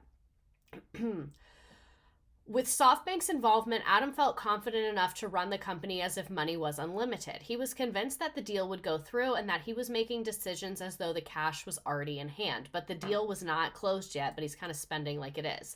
But on Christmas Eve, everything changed. Adam received a call from Massa. Despite their previous discussions, Massa had to back out of the deal. He explained that the markets were turning against them and investors were souring on the idea and that it just wasn't going to work. Adam, who had been running the company with a go big or go home mentality, suddenly found himself without a safety net because SoftBank had been providing all this money, but now the money's going bye-bye. So, SoftBank was, with its massive resources, was the only player that could keep WeWork afloat. SoftBank wasn't willing to put the money in, and it was clear that something was deeply wrong. And again, at this point, they're spending $100 million per week. It's always Christmas. So in the midst of this crisis, Adam tried to keep up appearances, and he continued to lie about the company's financial situation, even to his own friends. Ashton Kutcher, who was one of Adam's celebrity friends and an investor in WeWork, assured assured everyone that there was no need to worry. Ashton, who had investments in other successful tech companies like Uber, felt confident of the vast amount of money SoftBank had at its disposal. In his mind, no matter what, WeWork would be fine. Adam echoed this sentiment, trying to reassure people that everything was under control. However, WeWork was a financial disaster if the SoftBank money did not come through, which we know it didn't, and the company was projected to run out of money by the end of the year. And we found this out on Christmas Eve. So they're spending a lot because they're leasing all these office spaces and then renovating them. So one of the differences between a residential lease and a commercial lease is, generally speaking, in a residential lease. So residential is like an apartment, a house. Like I have a residential lease to live in this house. So that means if I want to like rip out the carpet, paint the walls, like stuff like that, the landlord's job is to pay for that. Like I have to go through them for that. With a commercial lease, the leases are much longer, like 3 years, 5 years. Some of them are even like 10, 20 years, depending on the area.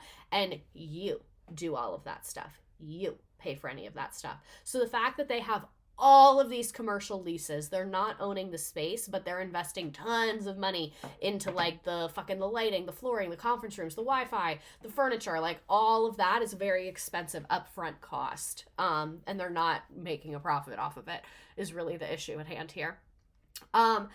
So the company has no money, so that's not great. So what do they decide to do? Let's go public. So what does an IPO and what does going public mean? Basically, at this point, it's a private company. It's just owned by their investors and the founder of it. Being a public company is when other people can buy the stocks. So like Disney, public company, Apple, public company, you can buy the stocks. So when a company goes public, that means they have a ton more regulations. There's a lot more rules, but they can also get a lot more investors. Deirdre Bose is sitting down in a CNBC exclusive with WeWork, or should I say the We Company, co-founder and CEO Adam Neumann, as well as strategic partner, who else but actor Ashton Kutcher. She joins us now from LA with the highlights. Hey, Deirdre. Get Ashton out. We're losing credibility. We rarely hear from Neumann or Kutcher. And remember that Kutcher is an investor in some of the oldest and biggest unicorns, Airbnb and Uber. So we really wanted to get their thoughts on companies staying private for longer or taking a company public in this environment. The young CEOs of today are afraid of going public. He looks awful. I think two things change. One, there's never been access to private capital like this. So I'm not sure if we would see some of the largest companies in the world today. If they were starting today, I'm not sure you would see them going public as soon as they did. They had no other choice.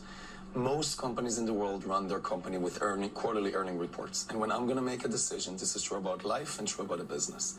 When I'm going to make a decision based on 3 months forward, I'm not going to make the right decision. Masa is very famous for making a 300-year plan. If you want to start thinking forward, you really have to think really far away. You're a terrible businessman, though. Now, Neumann said that when his company, now called the We Company, does go public eventually, and he says that they are ready, he's going to be looking to public company CEOs like Jeff Bezos and Mark Benioff, who, despite the quarterly grind, are able to retain and continue to focus on their long-term vision. Now, another investor focused on the long-term is SoftBank's Masa-san. We asked Ashton Kutcher how Masa's strategy has changed the outlook for VC funding as well as for startups. Venture capital funding. The minute that you start having to report publicly, you have to start playing games with your numbers, you have to start playing games with your growth, and usually the person that loses in that situation is the consumer. So if we're trying to create extraordinary experiences for consumers over time, the longer those companies can stay private, and by Masa coming in and enabling that, the more unbelievable the experience and more life-changing the experience will be for people. Now, I'm also on the other side of the table with Masa on a couple deals. Okay, yeah. And that's frustrating as hell. That's very frustrating. But what am I going to do? Get upset at the game? Like, no, I've just got to figure out how to out-hustle and win. Now, Kutcher is not an I'll say it again. This is an example of how broken late-stage capitalism is. Curse you, Reagan. The highest one, the bumped up to $47 billion. He said he didn't understand the business for a long time, but now he sees it as a tech company. Guys? Why is everyone seeing it as a tech company when it's literally just not? It's literally just not a tech company. So the We Company, 2019-ish. The We Company became an umbrella for the WeWork and their various offshoots like WeLive, Meetup, WeWork Labs, Flatiron School. I didn't know they owned Flatiron School. I know someone that went there. WeGrow, powered by We, made by We, Conductor, the Creator Awards. It seemed to all represent a futuristic, holistic vision of community and innovation and shared workspaces. Each of these ventures appeared to be a part of a grand vision that would elevate the world's consciousness, from co-working spaces to educational programs. Like, it's just office space. There's not a tech company. Like, I think they had like a little app where you could book rooms and stuff, but like, this is not a tech company. This is not groundbreaking at all. But behind their expansive portfolio was growing tension, growth at any cost. That's what they were preaching again and again. Just keep growing and growing and growing. Afraid of we. So despite the growing problems, Adam continued to insist that WeWork was ready for an IPO, claiming that the company could go public at any time. He emphasized that going public was not an urgent necessity, but something that would happen if it was needed to achieve his greater mission. It was of urgent necessity. You had no fucking money. For Adam, the IPO was a tool, not a goal. He believed that if it was the only way to elevate the world's consciousness and push WeWork's vision forward, then it would happen. Okay, Zionism. Right? That's what it's kind of giving. The person on a Walmart shopping cart, white people colonizing the idea of community. That's why I was talking about him being from Israel, because like, it's not related, but it is. Like, the idea of taking this idea that's like supposed to be based of like community and everyone has value, and then completely turning it into a capitalistic endeavor that relied on literally lying to people. Interesting from a man who grew up in a country that's very, very, very young, and most of its residents are not from the area. Interesting. So that's why I was saying it's important to discuss people's childhood, and where they grew up and where they're from and who their families are, so you can kind of see the way they look at things and how their worldview was informed. So I digress. Where was I? It was clear that the timing on the execution of the IPO was going to be far more complicated than Adam was letting on, because their financial situation was fucking horrible. So, having read the S1, it reads like ChatGPT, even though ChatGPT wasn't out at this time. So the S1, which is an official document for going public, is meant to present the companies with facts and figures to potential investors. So it's like a document where they have to explain, like, this is what our business is, this is our profits, this is that. Gentrification nation. You say informed, I say warped. Kibbutzes are literally a part of the Zionist project. See, it's all related. So anyway, it's basically a document that explains what the company is and how it works. But theirs had a ton of problems. It was written more like a novel than a government document, and there were glaring issues with it, including the fact that Adam Neumann, the founder, had given his wife power to choose the successor, and he held 20-1 voting shares. Basically, he has a fuck ton of power for what's going to be a publicly traded company. On top of that, he personally profited for the company selling the trademark for the word we for $6 million and buying buildings that WeWork then leased from him. He had also taken $700 million out of the company while asking the public to invest. That is a lot. My startup job is pre-IPO, and I'm either going to end up rich or in therapy for the rest of my life. I think you're definitely going to be in therapy for the rest of your life. The question is, will you also be rich? You're working there, so I'll let you assess the pros and cons of that. So literally, remember how I said WeWork doesn't actually own any of the buildings? It's because Adam Neumann owned a bunch of them personally, and then WeWork rented them from him. So he's the CEO of a company where he's also the company's landlord. So in the S1, Adam was mentioned 170 times, far more than is typical for a founder in such documents, where typically a founder is only mentioned a handful of times. Because again, this is supposed to be like a government financial document. So it will have employees' names of it to talk about operations and cost and things like that. But the fact that his name is in it like every 2 seconds, his wife was also mentioned a lot of times and was heavily involved with the company. Their personal lives were intertwined with WeWork to an extreme degree, such as the way people would fly in planes to visit their home in the Hamptons.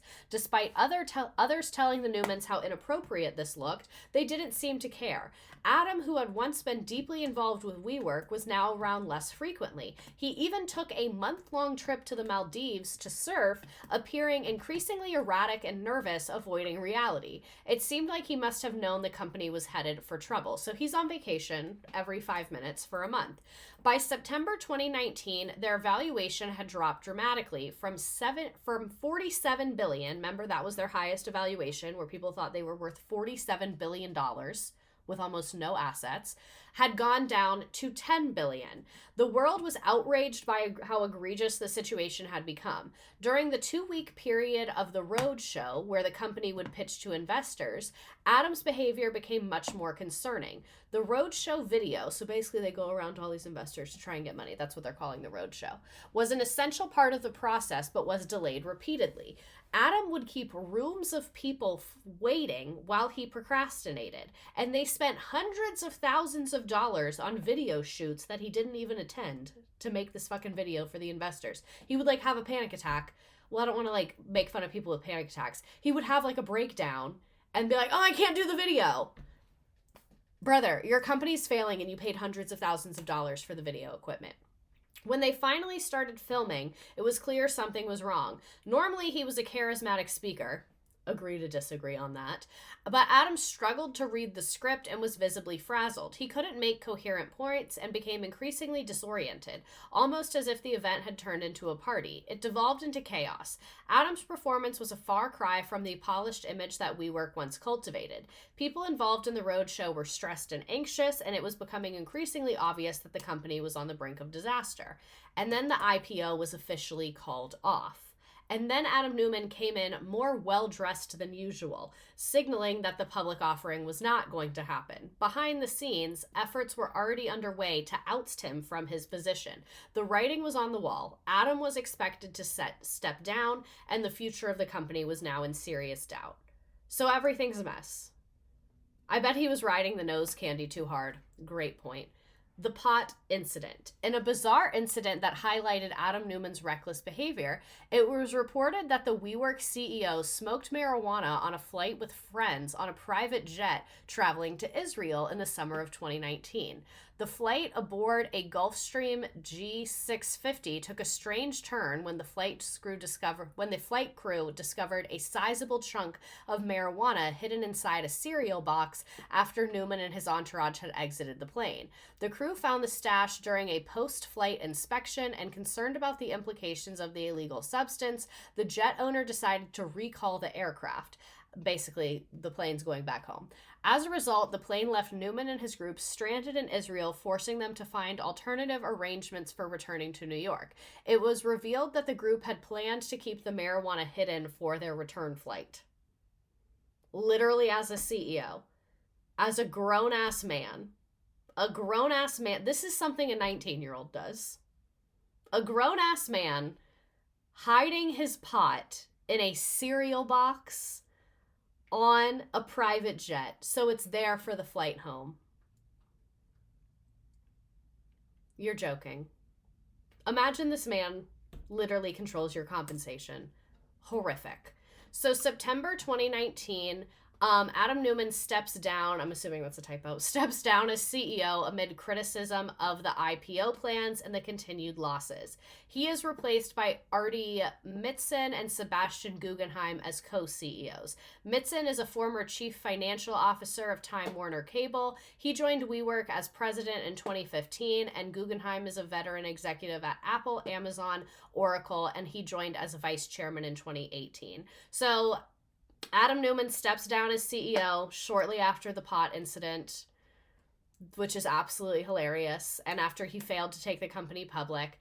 And then February 2020, Sandeep Mathrani becomes CEO, replacing Mitzen and Guggenheim. They served as CEO of Brookfield Property Retail's a retail property manager. So that seems like more of a logical choice. Someone who's worked in property management, which is basically what you're doing because it's office space, like your office management. So what people thought about it all, August Urbish, the early guy of his exit.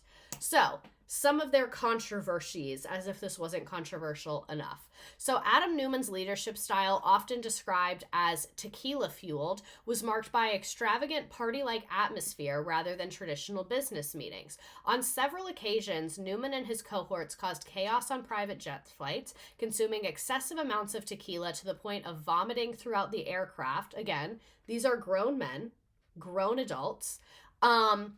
Vomit staining the cabins of that VistaJet, the private jet company, and they had to take their planes out of service for cleanup. That is so embarrassing. Like, that is actually the most embarrassing thing of all time, that you vomited on the private jet so bad they had to take it out of service. In one instance, Neumann's group caused such disruptions during a 2015 flight to Mexico City that passengers reportedly were spitting tequila on each other, and the crew was not tipped. What a stand-up guy. Also, it dropped to 0 viewers, but it still says I'm live, but no one said anything in the chat. So, like, is my Wi-Fi working? What's happening here? Can you hear me? Am I alive? Oh, I'm back now? Okay. Cool. Glad I'm back now. Weird. Weird. It's glitchy. It said the broadcast ended, but I see you again. Okay, it's back now. Very odd. Oh, and then the views went up dramatically. Okay, Anyway. So anyway, if you missed that, basically him and his friends got wasted on a flight and they vomited on the plane so bad that the plane had to be taken out of service for them to clean it. And then on a flight to Mexico City, him and his friends were spitting tequila at each other. Again, this is a grown man. These are grown people. He reportedly held meetings in his luxury $200,000 Maybach car, where executives were forced to exit the vehicle and navigate busy traffic after the meeting concluded. Don't piss me the fuck off. Literally don't piss me the fuck off. On other occasions, staffers would be abandoned at airports or forced to make their own way home without assistance after the meeting. So he'd literally be like, get in my car. And then just fucking leave him on the side of the road. Additionally, he was known to make senior staff wait hours for meetings with him and sometimes left them with no time for actual business discussions. His tendency to mix business with personal pleasure also led to stories of his lavish office suite, which featured punching bags, a sauna, a cold plunge tub, further emphasizing his party-driven leadership style. So, lavish lifestyle sidebar. This is his 2013 Greenwich Village townhouse. It is $10.5 million. Oh, you'd think for $10.5 million they would have better art. Paul Cabolt of the Corcoran Group, one of the listing agents for the building, said that Miss Peltro Neumann saw the property several times, but remembered her husband just coming once. He was very decisive, Mr. Cabolt said. He saw the vision right away. Among Mr. Neumann's ideas, a pool that stimulates swimming against a current. Mr. Cabolt said it wasn't clear if the pool was ever installed, but the Neumanns began renovating the property in 2017, according to the Department of Buildings filings. In 2014, according to the Department of Buildings filings. In 2017, a contractor working on the redo sued an entity that was controlled by the Neumanns, alleging that they had been failed to be paid for their work performed and the materials provided. So the contractor, Iridum Development, said that the Neumanns constantly increased the scope of work, and the company pegged the cost of work to about $6.5 million. So Miss Paltrow Neumann is the founder's wife, who's Gwyneth Paltrow's cousin, allegedly. So the Hamptons in 2014. The Neumanns own at least 2 homes in the Hamptons. In 2014, they purchased an under-construction home in Amgansett, I don't know how to say that, from Hamptons builder Joe Farrell for $3 million. The house backs up onto homes owned by Miss Paltrow and Mr. Danner, so she's near her cousin. Great. Mr. Farrell was building a home on spec. That means he was building it to sell it. It was about 50% finished. Building on spec means like you're building it and selling it right away, like you never planned on living in it. So it was about half done, and the Neumanns showed up looking to buy. The home had been slated to come on the market at $7.95 million. The Neumanns finished it as a single shingle-style home built in a transitional style with contemporary interiors. An avid surfer, loved the location because, like we said, he was in the Maldives surfing, so they're near the beach. Mr. Farrell said he estimated the home is about 7,000 square feet with 7 bedrooms and has a pool and a hot tub. Neighbor Michael Rosen, an attorney, said he wasn't aware the Neumanns owned on the street, but called the location a more low-key than some of the glitzier part of the Hamptons. It's the least Hampton-y of the Hamptons. These people seem absolutely insufferable, but there's where the houses are. I don't know which one it is. It's rich people, and they're like, well, this is the least nice part of the Hamptons. Your fucking $8 million house. 2017, the Neumanns paid $34 million for a compound of apartments on Irving Place. The makeover was inevitable. They combined the 5th and 6th and 7th floors, demolishing interior walls on one floor to create a gargantuan master bedroom. Buying so many units also gave the couple control of the condo board, meaning no stops to the renovation. So they are literally, as the company is like losing all this money, they are just continuing to invest in all of this real estate. Rebekah was scared of 5G cellular antenna next to their apartment. She was afraid that electromagnetism from it could cause cancer. Her brother had died of cancer at 23, as other close relatives, including Bruce Paltrow, father of Gwyneth Paltrow. Despite there being little scientific research to back up these concerns, Rebekah was adamant the antenna had to go. First, WeWork CFO Artie Minson, who had previously worked at Time Warner Cable, who we talked about, he ended up being one of the co-CEOs, was asked to persuade Verizon or Sprint to find a new home for the antenna, despite him busily preparing WeWork for the IPO. Minson didn't get so far, so others in the organization were roped in. Finally, it landed with Maria Comello, WeWork's top public affairs and policy executive. She had been chief of staff to Governor Cuomo and an aide to Chris Christie. But in the spring of 2018, she was tasked with calling up phone companies and pleading for her boss and his wife, please move this antenna. This is very much like the worst leadership I've ever seen in my life. Like, this is actually so ridiculous. Upon buying a $15 million Tudor-style home in Pound Ridge, New York, the Neumanns added 2,000 square feet to an existing 13,000 and reduced the 9 bedrooms to 5 giant bedrooms. At the WeWork headquarters on 18th Street near 6th Avenue, Adam installed a secret exit, an ice plunge, a metal tub filled with ice water meant to stand to refresh one's legs, and a smoke eater. A high-powered HVAC vent usually used in cigar bars that was meant to keep the air clean. Newman's smoke eater was for marijuana, according to the book. It seemed like a fancy contraption for a man who, during meetings, would sometimes finish off meals prepared by his private chef by licking the plate clean. This literally is like a bro. This is like a bro-y ass business. He has a fucking giant HVAC for his marijuana, a cold plunge, all this bullshit. He's spending millions and millions of dollars. Here's the home that he had at this time, the Pound Ridge home. Like, this is a lot. This is a lot. I don't know why these won't load, but you saw the house. You get it. So, they also bought an 11-acre property in California, about 15 miles north of San Francisco, for $21.4 million. This is the highest price ever recorded for a home in the area.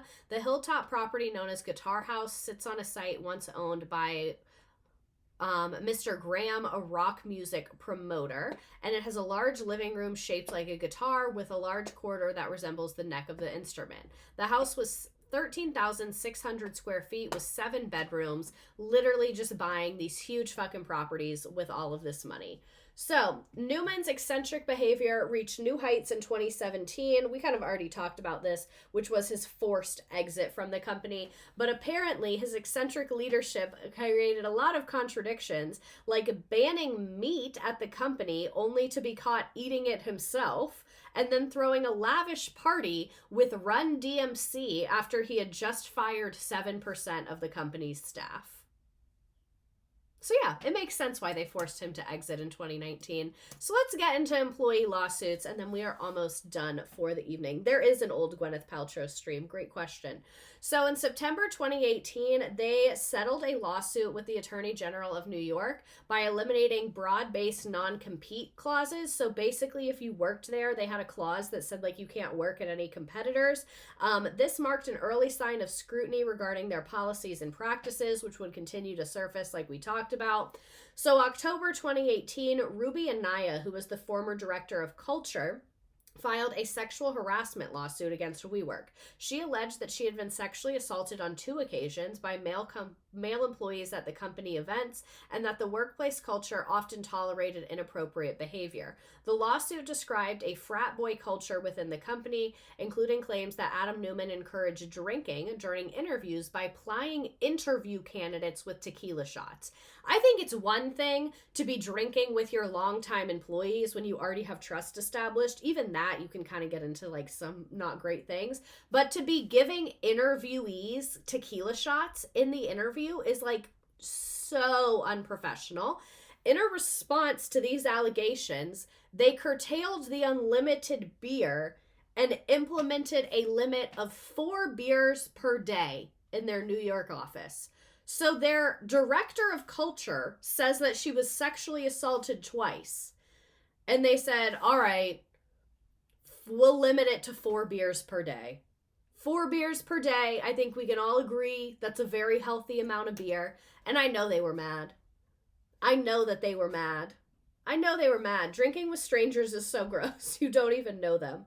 This is the WeWork employees rioting after the 4 beers per day rule. I did have AI create this image. I think that that's the only thing AI is really good for, is creating images for my various memes. So, June 2019, Lisa Bridges, the former head of compensation, sued WeWork over gender pay discrimination. Bridges claims she was fired after raising concerns about discrepancies in stock option allocations.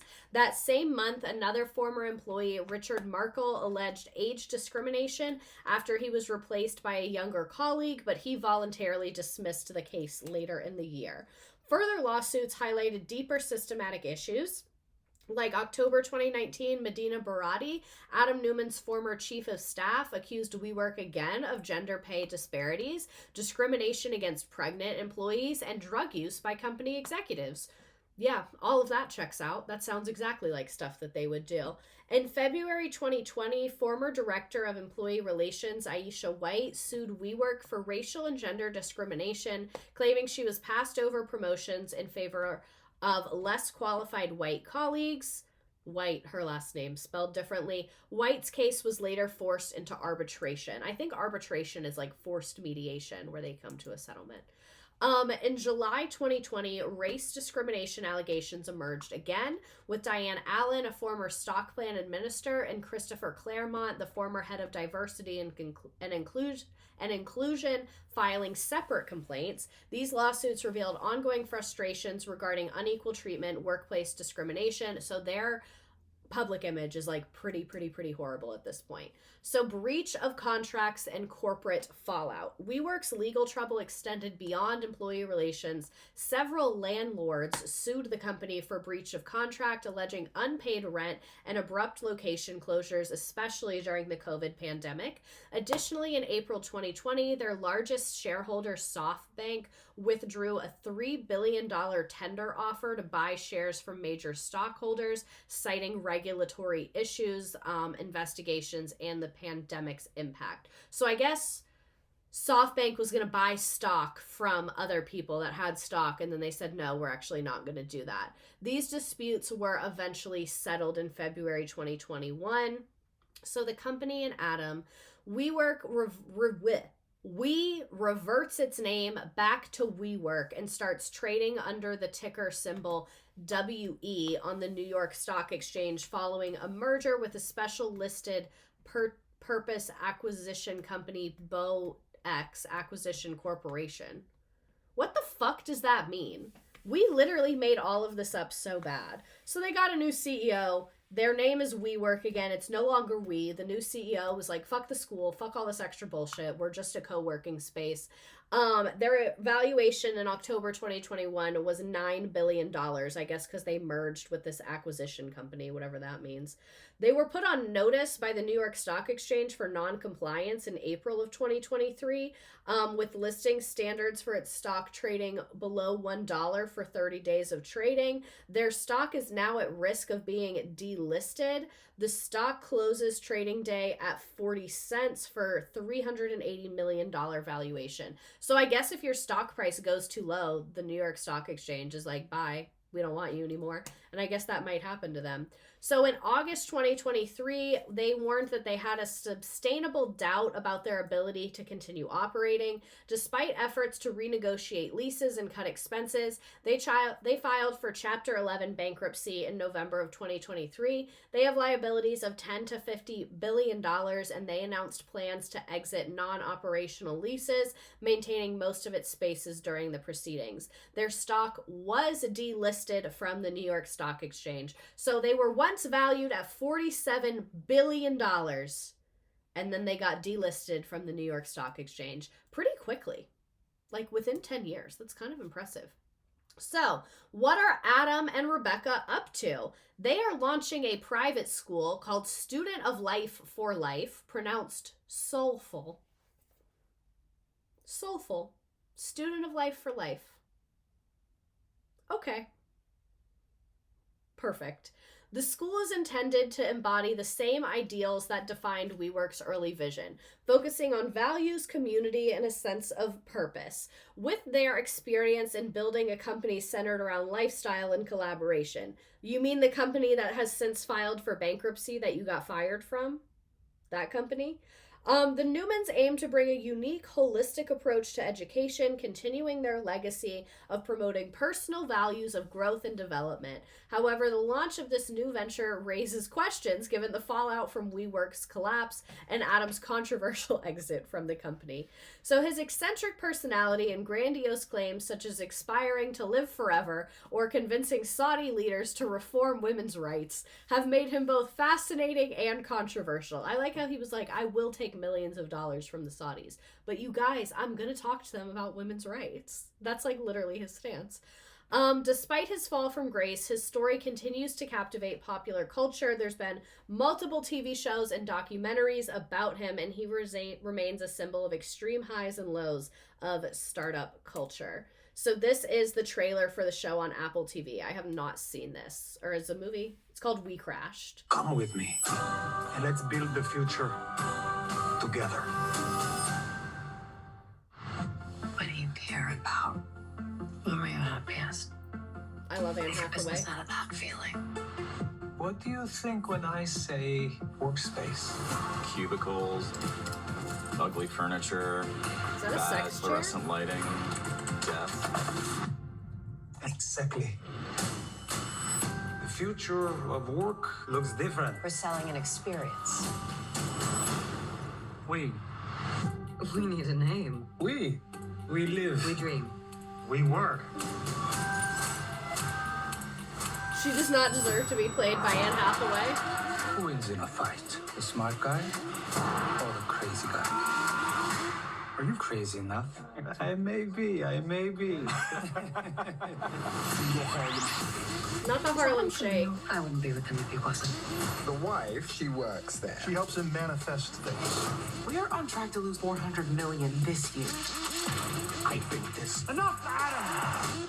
Or I feel trapped. You have to make them see. See what? You're a supernova. Two delusional best friends. Outshines you. Can I get a single Adam? Because he does. Are you a maverick or a muse? A muse. Tell me about your goals. I want to be at Vanity Fair. Vanity Fair's not for muses. Then I want to change my answer. Oh. I wanted you to meet legendary Adam Neumann and his wife. Chief Branding Officer. We lease office space. Then we act like we're changing the world. They're turning on you. You're going to sink the ship. I don't know if he gets money from this. Losses. Nothing is more important than us. I have a responsibility to think bigger. I'm a golden goose laying golden eggs. You couldn't do this without me. We're going to war! I need to see this. We do this together. I saw the we can documentary change on everything. Hulu a long time ago.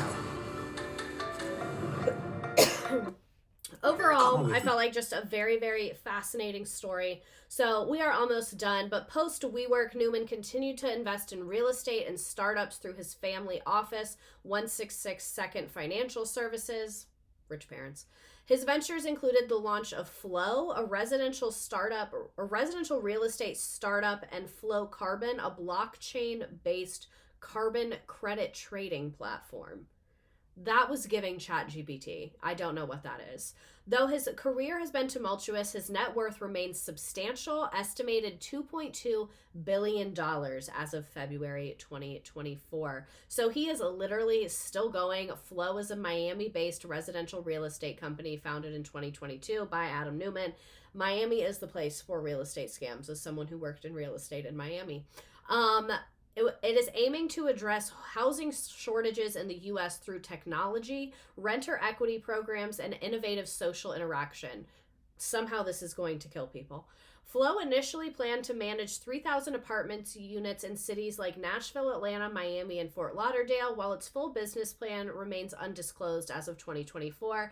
They are expected to offer concierge services for renters and manage properties for Neumann and third-party landlords. In 2024, they expanded internationally into Saudi Arabia. They're also acquired Whalebone magazine, renaming it Flow Trip. The company launched with a $350 million investment, valuing at over $1 billion before operations began. I love how he just puts the word tech into the most simple things. Who is giving him money? Who is continuing to give this man money? I don't understand. It's literally not making sense to me. But that was WeWork. It's a total disaster. I hope that you appreciated it. Next week, we are going to talk about Taylor Armstrong. While I tell you a little bit about her, I'll put up the Nearpod game. We're going to do the carnival one because this guy is a clown.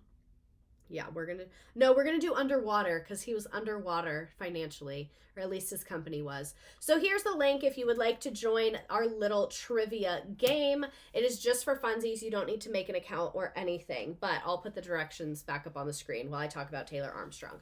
So Taylor Armstrong was on the very early seasons of The Real Housewives of Beverly Hills, and she went through a very, very, very traumatic experience where her husband was extremely abusive to her, and trigger warning / spoiler alert, he ended up taking his own life after some financial problems were revealed to the public. And her story is just a lot. And watching her go through that on national television when people did not know she was going through it, because there are a full 2 seasons of her being on that show in a physically and emotionally abusive relationship with her husband, who's also on the show, where it was not being discussed at all and the public did not know. And there's a lot of moments where she really starts acting out and really lashing out at her friends and like does a lot of things that are just kind of unbecoming, I'll be honest. And I debated even making her a topic. So I was like, do we want to watch those moments? Like, do I really want to show someone when they're at their low? But ultimately I decided to do it because she has since become a very, very important activist who speaks out about domestic violence. And I think her story is a perfect example of how like anyone can be affected by domestic violence. It doesn't mean you look a certain way, you have a certain income, none of those things. And if a woman who was rich and on national television could still be suffering behind closed doors, I think it's just like a very good lesson for everyone. So next week is going to be much heavier than usual. But like I said, I just think like her story is very inspirational, I guess, of the fact that she got out of it and can speak on it now, but also just like, I think we all have a lot to learn from it. And I think that like it's good to know the signs of when someone is unwell. And there's many moments in the early seasons of Beverly Hills where she is definitely unwell. And she grew up in a household that had domestic violence in it, and like it's just a lot. So really it's going to be like a very nuanced, good conversation, not so much funny times. That's why tonight I kind of picked like a rando topic. And let me let you know what else is coming on the schedule. Oh my God. I always get in trouble on TikTok Live. It's so annoying. So the schedule. So December 3rd, we're talking about Taylor Armstrong, like I mentioned. And then December 10th, we're really going to be doing history stuff. I'm excited for this one. We're going to be talking about the history of the Irish and how the Irish have gotten like so screwed over. Because I know the Irish have been through a lot of shit, but I really don't know much about Irish history at all. So that one, I'm going to have my assistant do that one, and then I'm going to learn live with you. The Taylor one, I was I'm in that fucking doc, like researching, like the Taylor one is me. But the Irish one, I'm going to learn while you guys learn. Struggled to incorporate Vicky in my name this week. Alrighty, I'm going to go ahead and hit start on the game. Low attendance tonight. Not surprised. I've not been promoting this as much as I used to. I really need to do that. I love it here so much. I just always forget to promote it. Oopsies. Okay, I'm going to go ahead and get us freaking started. It's a small community tonight. It's a community circle. What year was WeWork founded? I keep putting on plumping lip gloss and it burns.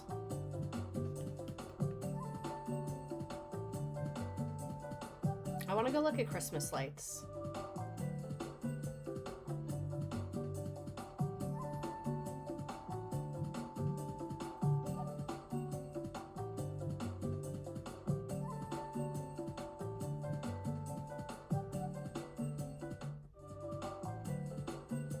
Can we talk about Vanderpump Rules ending? Yes, we can. I'm not surprised at all. If you watch the most recent finale, it was a very much a giving ending. Like when they showed all of them in their first episode compared to now, like it was giving high school graduation.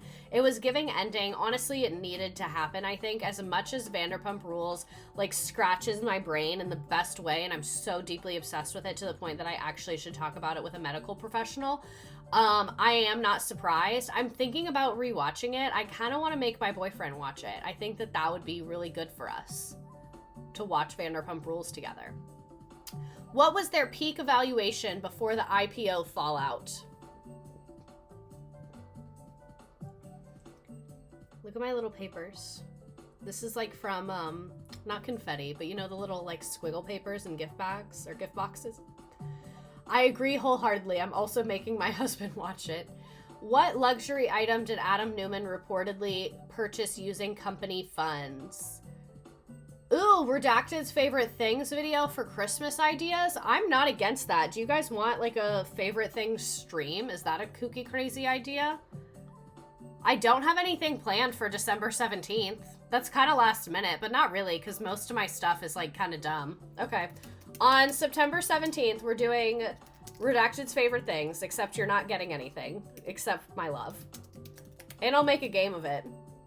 I'll make the game still. And it'll literally just be my favorite things. And I have a lot of random ass good recommendations. Like the lashes that I like, the shampoo that I like, there's a knife that I have I really like, my ice maker is fucking great. Like I am an online shopper and I'm a researcher, so I will come through with the favorite things. I already have all these things. I can't send it to him. And I'll put like links to everything, and I'll just put the link to the Google Slides like in the chat so you can get the stuff. I should be smart and like put affiliate links in them and like try and be in my bag, but I'm like kind of too lazy to do that. Why was their IPO filing mocked? Like Oprah. Yeah, except I can't give you the stuff. Maybe one day I'll be able to. Probably not, but maybe. All of the above. I was just gonna say, get your bag. I'm trying to be more in my bag. It's not going well. I just like literally don't care at all. And whenever people start talking about profit or sales, I just kind of like stop listening. Which is my problem. Like I need to fix that within myself. That's a demon I need to face. But a demon I don't need to face is I just bought like a military hat, like a World War II style military hat to wear to school, and I'm really excited about that. See, I care about stuff like that. I don't care about profit. I just want fun costumes. As a teacher, I fully support other teachers and their side hustles. Real. What was his reported severance package? I'm trying to get a $1.7 billion severance package. I would like a small loan of $1 million. I think I could do a lot with that.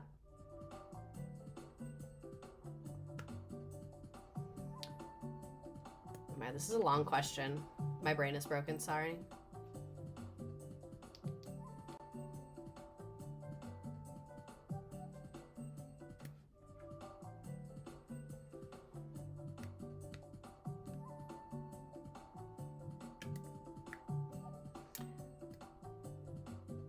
He did all of those things except the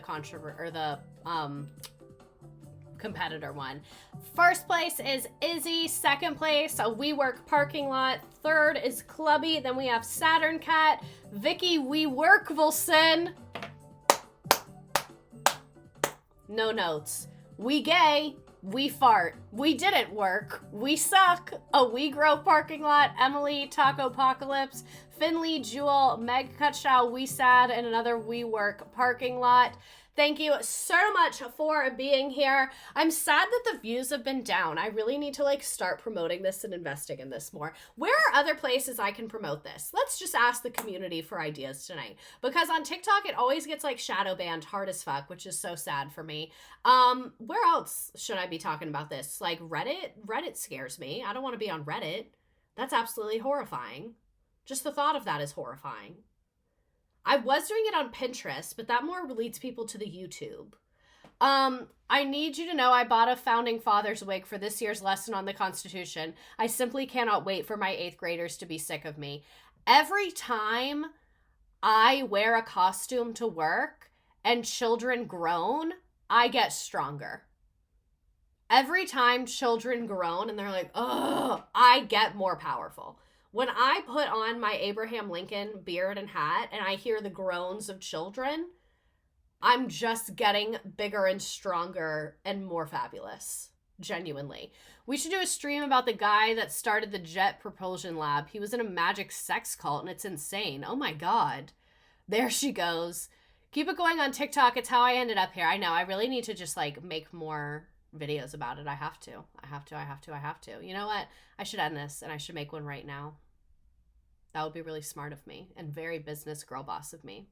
I need to think more like a businesswoman and less like Adam Neumann. Because right now I'm just like, what if I became the Department of Education? Like me as alone. I'm the entire Department of Education. And then I save the world. And that's like not logical. I also came up with an acronym for TEACH. Torture every available child hourly. That's horrible. We can't say that. That's terrible PR for us, Jessica. Or Jess. We should get a Discord. Oh, we should get a Discord. So many ideas tonight. But anyway, thank you so much for being here. I hope that you liked this, and I will see you next week for Taylor Armstrong, who I think is just a woman we can learn a lot from her story. So bring your most empathetic and nuanced version of your brain. Love you.